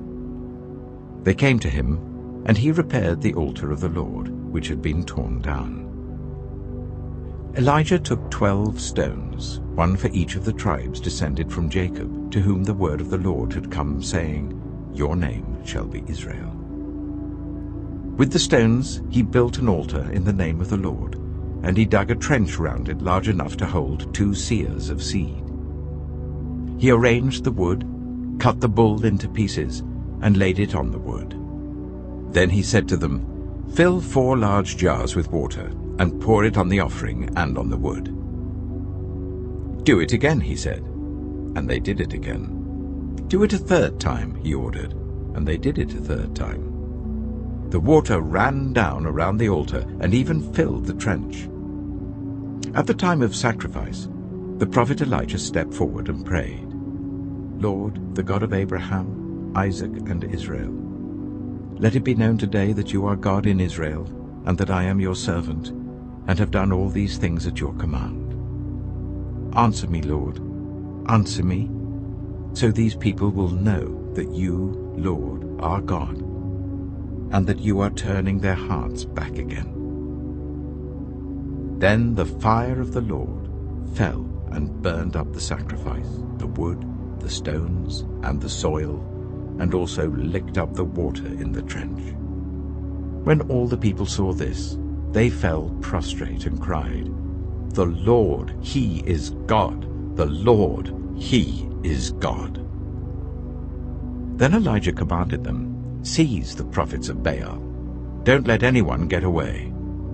They seized them, and Elijah had them brought down to the Kishon Valley and slaughtered there. And Elijah said to Ahab, "Go, eat and drink, for there is the sound of a heavy rain." So Ahab went off to eat and drink. But Elijah climbed to the top of Carmel, bent down to the ground, and put his face between his knees. "Go and look towards the sea," he told his servant. And he went up and looked. "There's nothing there," he said. 7 times Elijah said, "Go back."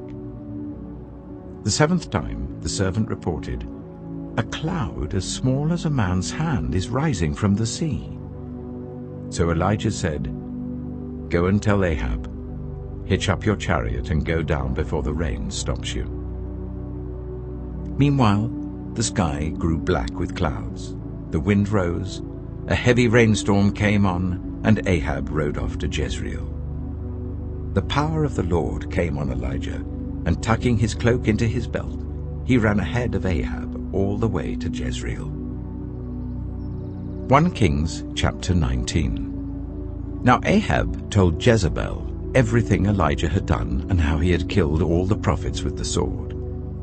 So Jezebel sent a messenger to Elijah to say, "May the gods deal with me, be it ever so severely, if by this time tomorrow I do not make your life like that of one of them." Elijah was afraid and ran for his life. When he came to Beersheba in Judah, he left his servant there, while he himself went a day's journey into the wilderness. He came to a broom bush, sat down under it and prayed that he might die. "I've had enough, Lord," he said. "Take my life. I am no better than my ancestors." Then he laid down under the bush and fell asleep. All at once an angel touched him and said, "Get up and eat." He looked around, and there by his head was some bread baked over hot coals, and a jar of water. He ate and drank, and then lay down again. The angel of the Lord came back a 2nd time and touched him and said, "Get up and eat, for the journey is too much for you." So he got up and ate and drank. Strengthened by that food, he traveled for 40 days and 40 nights until he reached Horeb, the mountain of God. There he went into a cave and spent the night. And the word of the Lord came to him, "What are you doing here, Elijah?" He replied, "I have been very zealous for the Lord God Almighty. The Israelites have rejected your covenant, torn down your altars, and put your prophets to death with the sword. I am the only one left, and now they are trying to kill me too." The Lord said, "Go out, and stand on the mountain in the presence of the Lord, for the Lord is about to pass by." Then a great and powerful wind tore the mountains apart and shattered the rocks before the Lord. But the Lord was not in the wind. After the wind there was an earthquake, but the Lord was not in the earthquake. After the earthquake came a fire, but the Lord was not in the fire. And after the fire came a gentle whisper. When Elijah heard it, he pulled his cloak over his face and went out and stood at the mouth of the cave. Then a voice said to him, "What are you doing here, Elijah?" He replied, "I have been very zealous for the Lord God Almighty. The Israelites have rejected your covenant, torn down your altars, and put your prophets to death with the sword. I am the only one left, and now they are trying to kill me too." The Lord said to him, "Go back the way you came, and go to the desert of Damascus. When you get there, anoint Hazael king over Aram. Also anoint Jehu, son of Nimshi, king over Israel. And anoint Elisha, son of Shaphat, from Abel-Meholah, to succeed you as prophet. Jehu will put to death any who escape the sword of Hazael, and Elisha will put to death any who escape the sword of Jehu. Yet I reserve 7,000 in Israel, all whose knees have not bowed down to Baal, and whose mouths have not kissed him." So Elijah went from there and found Elisha, son of Shaphat. He was plowing with 12 yoke of oxen, and he himself was driving the 12th pair. Elijah went up to him and threw his cloak around him. Elisha then left his oxen and ran after Elijah. "Let me kiss my father and mother goodbye," he said, "and then I will come with you." "Go back," Elijah replied. "What have I done to you?" So Elisha left him and went back. He took his yoke of oxen and slaughtered them. He burned the plowing equipment to cook the meat and gave it to the people, and they ate. Then he set out to follow Elijah and became his servant. 1 Kings chapter 20. Now Ben-Hadad, king of Aram, mustered his entire army. Accompanied by 32 kings with their horses and chariots, he went up and besieged Samaria and attacked it. He sent messengers into the city to Ahab, king of Israel, saying, "This is what Ben-Hadad says, 'Your silver and gold are mine, and the best of your wives and children are mine.'" The king of Israel answered, "Just as you say, my lord the king, I and all I have are yours." The messengers came again and said, "This is what Ben-Hadad says, 'I sent to demand your silver and gold, your wives and your children. But about this time tomorrow I'm going to send my officials to search your palace and the houses of your officials. They will seize everything you value and carry it away." The king of Israel summoned all the elders of the land and said to them, "See how this man is looking for trouble. When he sent for my wives and my children, my silver and my gold, I did not refuse him." The elders and the people all answered, "Don't listen to him or agree to his demands." So he replied to Ben-Hadad's messengers, "Tell my lord the king, your servant will do all you demanded the first time, but this demand I cannot meet." They left and took the answer back to Ben-Hadad. Then Ben-Hadad sent another message to Ahab, "May the gods deal with me, be it ever so severely, if enough dust remains in Samaria to give each of my men a handful." The king of Israel answered, "Tell him, one who puts on his armor should not boast like one who takes it off." Ben-Hadad heard this message while he and the kings were drinking in their tents, and he ordered his men, "Prepare to attack." So they prepared to attack the city.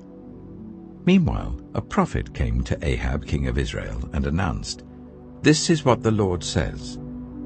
Do you see this vast army? I will give it into your hand today, and then you will know that I am the Lord." "But who will do this?" asked Ahab. The prophet replied, "This is what the Lord says.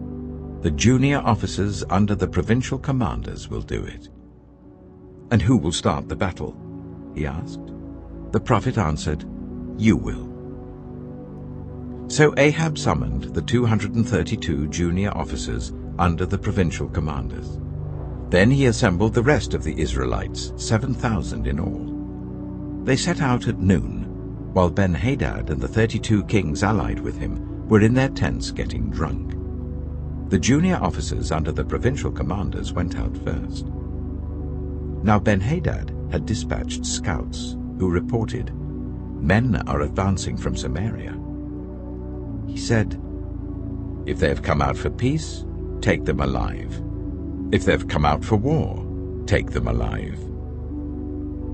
The junior officers under the provincial commanders marched out of the city with the army behind them, and each one struck down his opponent. At that, the Arameans fled with the Israelites in pursuit.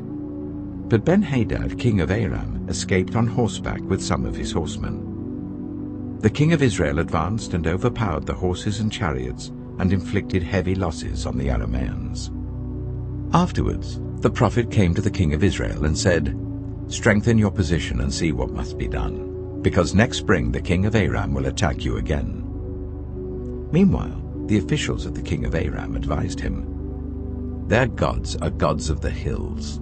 That is why they were too strong for us. But if we fight them on the plains, surely we will be stronger than they. Do this: remove all the kings from their commands and replace them with other officers. You must also raise an army like the one you lost, horse for horse and chariot for chariot, so we can fight Israel on the plains. Then surely we will be stronger than they." He agreed with them and acted accordingly. The next spring, Ben-Hadad mustered the Arameans and went up to Aphek to fight against Israel. When the Israelites were also mustered and given provisions, they marched out to meet them. The Israelites camped opposite them like two small flocks of goats, while the Arameans covered the countryside. The man of God came up and told the king of Israel, "This is what the Lord says. Because the Arameans think the Lord is a God of the hills and not a God of the valleys, I will deliver this vast army into your hands, and you will know that I am the Lord." For 7 days they camped opposite each other, and on the 7th day the battle was joined. The Israelites inflicted 100,000 casualties on the Aramean foot soldiers in 1 day. The rest of them escaped to the city of Aphek, where the wall collapsed on 27,000 of them, and Ben-Hadad fled to the city and hid in an inner room. His officials said to him, "Look, we have heard that the kings of Israel are merciful. Let us go to the king of Israel with sackcloth around our waists and ropes around our heads. Perhaps he will spare your life." Wearing sackcloth round their waists and ropes round their heads, they went to the king of Israel and said, "Your servant Ben-Hadad says, 'Please let me live.'" The king answered, "Is he still alive?" "He is my brother." The men took this as a good sign and were quick to pick up his word. "Yes, your brother Ben-Hadad," they said. "Go and get him," the king said. When Ben-Hadad came out, Ahab brought him up into his chariot. "I will return the cities my father took from your father," Ben-Hadad offered. "You may set up your own market areas in Damascus, as my father did in Samaria."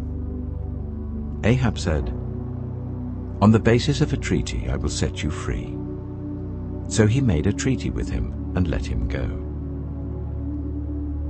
By the word of the Lord, one of the company of the prophets said to his companion, "Strike me with your weapon." But he refused. So the prophet said, "Because you have not obeyed the Lord, as soon as you leave me, a lion will kill you." And after the man went away, a lion found him and killed him. The prophet found another man and said, "Strike me, please."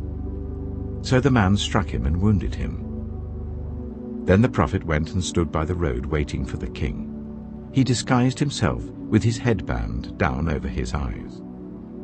As the king passed by, the prophet called out to him, "Your servant went into the thick of the battle, and someone came to me with a captive and said, 'Guard this man. If he is missing, it will be your life for his life, or you must pay a talent of silver.' While your servant was busy here and there, the man disappeared." "That is your sentence," the king of Israel said. "You have pronounced it yourself." Then the prophet quickly removed the headband from his eyes, and the king of Israel recognized him as one of the prophets. He said to the king, "This is what the Lord says. You have set free a man I had determined should die. Therefore it is your life for his life, your people for his people." Sullen and angry, the king of Israel went to his palace in Samaria. 1 Kings chapter 21. Sometime later, there was an incident involving a vineyard belonging to Naboth the Jezreelite. The vineyard was in Jezreel, close to the palace of Ahab, king of Samaria. Ahab said to Naboth, "Let me have your vineyard to use for a vegetable garden, since it is close to my palace. In exchange, I will give you a better vineyard, or if you prefer, I will pay you whatever it is worth." But Naboth replied, "The Lord forbid that I should give you the inheritance of my ancestors." So Ahab went home sullen and angry because Naboth the Jezreelite had said, "I will not give you the inheritance of my ancestors." He lay on his bed sulking and refused to eat. His wife Jezebel came in and asked him, "Why are you so sullen? Why won't you eat?" He answered her, "Because I said to Naboth the Jezreelite, 'Sell me your vineyard, or if you prefer, I will give you another vineyard in its place.' But he said, 'I will not give you my vineyard.'" Jezebel, his wife, said, "Is this how you act as king over Israel? Get up and eat. Cheer up. I'll get you the vineyard of Naboth the Jezreelite." So she wrote letters in Ahab's name, placed his seal on them, and sent them to the elders and nobles who lived in Naboth's city with him. In those letters she wrote, "Proclaim a day of fasting, and give Naboth a prominent seat among the people. But put 2 scoundrels opposite him, and get them to bring charges that he has cursed both God and the king. Then take him out and stone him to death." So the elders and nobles who lived in Naboth's city did as Jezebel directed in the letters she had written to them. They proclaimed a fast and seated Naboth in a prominent place among the people. Then 2 scoundrels came and sat opposite him and brought charges against Naboth before the people, saying, "Naboth has cursed both God and the king." So they took him outside the city and stoned him to death. Then they sent word to Jezebel, "Naboth has been stoned to death." As soon as Jezebel heard that Naboth had been stoned to death, she said to Ahab, "Get up and take possession of the vineyard of Naboth the Jezreelite that he refused to sell you. He is no longer alive, but dead." When Ahab heard that Naboth was dead, he got up and went down to take possession of Naboth's vineyard. Then the word of the Lord came to Elijah the Tishbite, "Go down to meet Ahab, king of Israel, who rules in Samaria. He is now in Naboth's vineyard, where he has gone to take possession of it. Say to him, 'This is what the Lord says. Have you not murdered a man and seized his property?' Then say to him, 'This is what the Lord says. In the place where dogs licked up Naboth's blood, dogs will lick up your blood. Yes, yours." Ahab said to Elijah, "So, you have found me, my enemy." "I have found you," he answered, "because you have sold yourself to do evil in the eyes of the Lord. He says, 'I'm going to bring disaster on you. I will wipe out your descendants and cut off from Ahab every last male in Israel, slave or free. I will make your house like that of Jeroboam son of Nebat and that of Baasha son of Ahijah, because you have aroused my anger and have caused Israel to sin.' And also concerning Jezebel, the Lord says, 'Dogs will devour Jezebel by the wall of Jezreel. Dogs will eat those belonging to Ahab who die in the city, and the birds will feed on those who die in the country.' There was never anyone like Ahab, who sold himself to do evil in the eyes of the Lord, urged on by Jezebel his wife. He behaved in the vilest manner by going after idols, like the Amorites the Lord drove out before Israel. When Ahab heard these words, he tore his clothes, put on sackcloth and fasted. He lay in sackcloth and went around meekly. Then the word of the Lord came to Elijah the Tishbite. Have you noticed how Ahab has humbled himself before me? Because he has humbled himself, I will not bring this disaster in his day, but I will bring it on his house in the days of his son.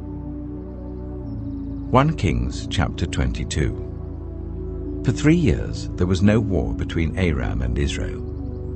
But in the 3rd year, Jehoshaphat, king of Judah, went down to see the king of Israel.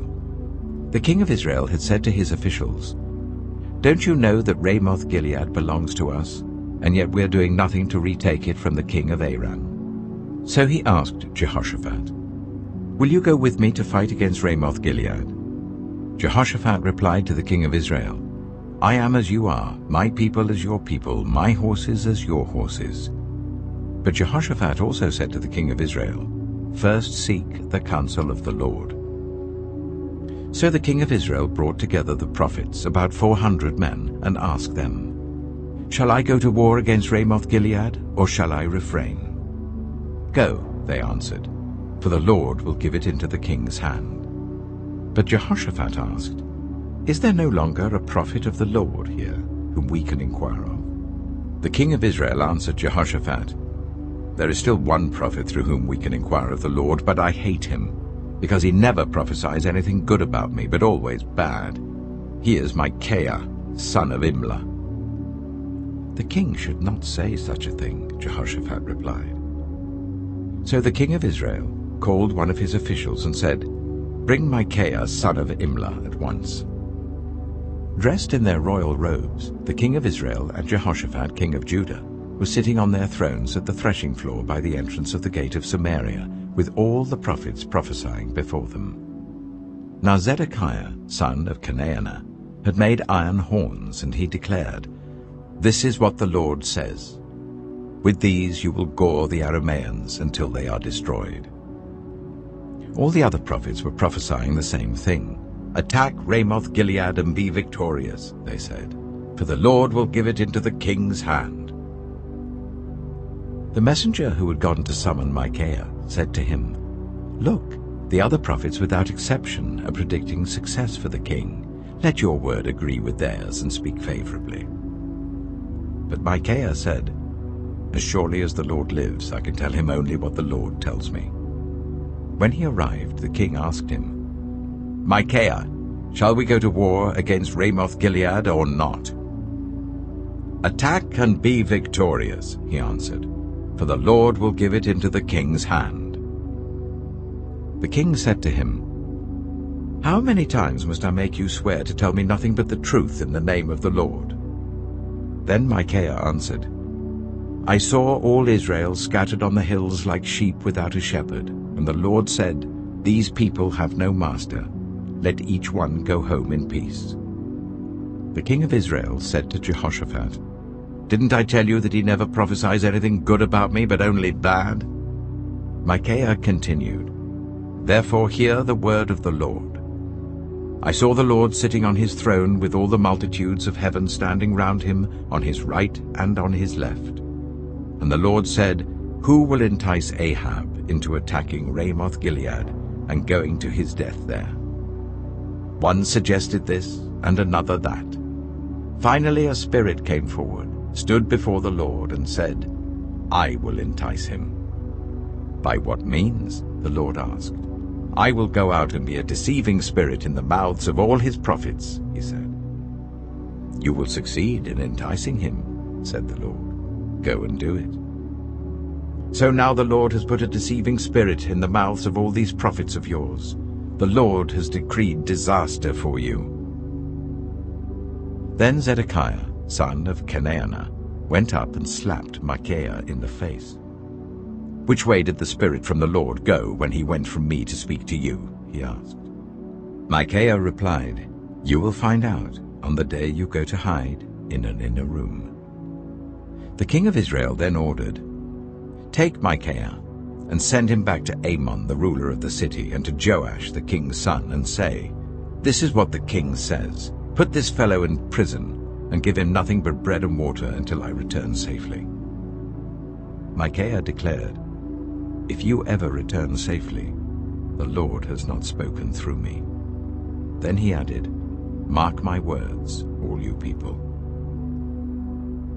So the king of Israel and Jehoshaphat king of Judah went up to Ramoth-Gilead.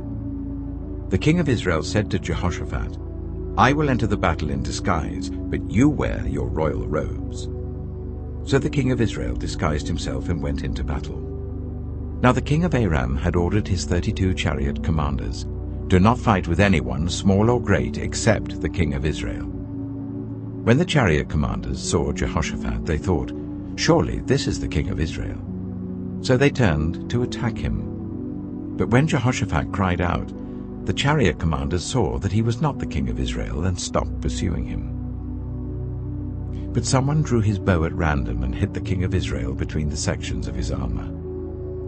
The king told his chariot driver, "Wheel around and get me out of the fighting, I've been wounded." All day long the battle raged, and the king was propped up in his chariot facing the Arameans. The blood from his wound ran onto the floor of the chariot, and that evening he died. As the sun was setting, a cry spread through the army, "Every man to his town, every man to his land." So the king died and was brought to Samaria, and they buried him there. They washed the chariot at a pool in Samaria, where the prostitutes bathed, and the dogs licked up his blood, as the word of the Lord had declared. As for the other events of Ahab's reign, including all he did, the palace he built and adorned with ivory, and the cities he fortified, are they not written in the book of the annals of the kings of Israel? Ahab rested with his ancestors, and Ahaziah his son succeeded him as king. Jehoshaphat, son of Asa, became king of Judah in the 4th year of Ahab, king of Israel. Jehoshaphat was 35 years old when he became king, and he reigned in Jerusalem for 25 years. His mother's name was Azubah, daughter of Shilhi. In everything he followed the ways of his father Asa, and did not stray from them. He did what was right in the eyes of the Lord. The high places, however, were not removed, and the people continued to offer sacrifices and burn incense there. Jehoshaphat was also at peace with the king of Israel. As for the other events of Jehoshaphat's reign, the things he achieved and his military exploits, are they not written in the book of the annals of the kings of Judah? He rid the land of the rest of the male shrine prostitutes who remained there even after the reign of his father Asa. There was then no king in Edom.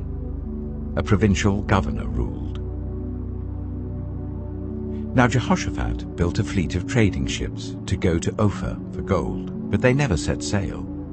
They were wrecked at Ezion-Geber. At that time Ahaziah, son of Ahab, said to Jehoshaphat, "Let my men sail with yours." But Jehoshaphat refused. Then Jehoshaphat rested with his ancestors, and was buried with them in the city of David his father. And Jehoram his son succeeded him as king. Ahaziah, son of Ahab, became king of Israel in Samaria in the 17th year of Jehoshaphat king of Judah, and he reigned over Israel for 2 years. He did evil in the eyes of the Lord, because he followed the ways of his father and mother, and of Jeroboam son of Nebat, who caused Israel to sin. He served and worshipped Baal, and aroused the anger of the Lord, the God of Israel, just as his father had done.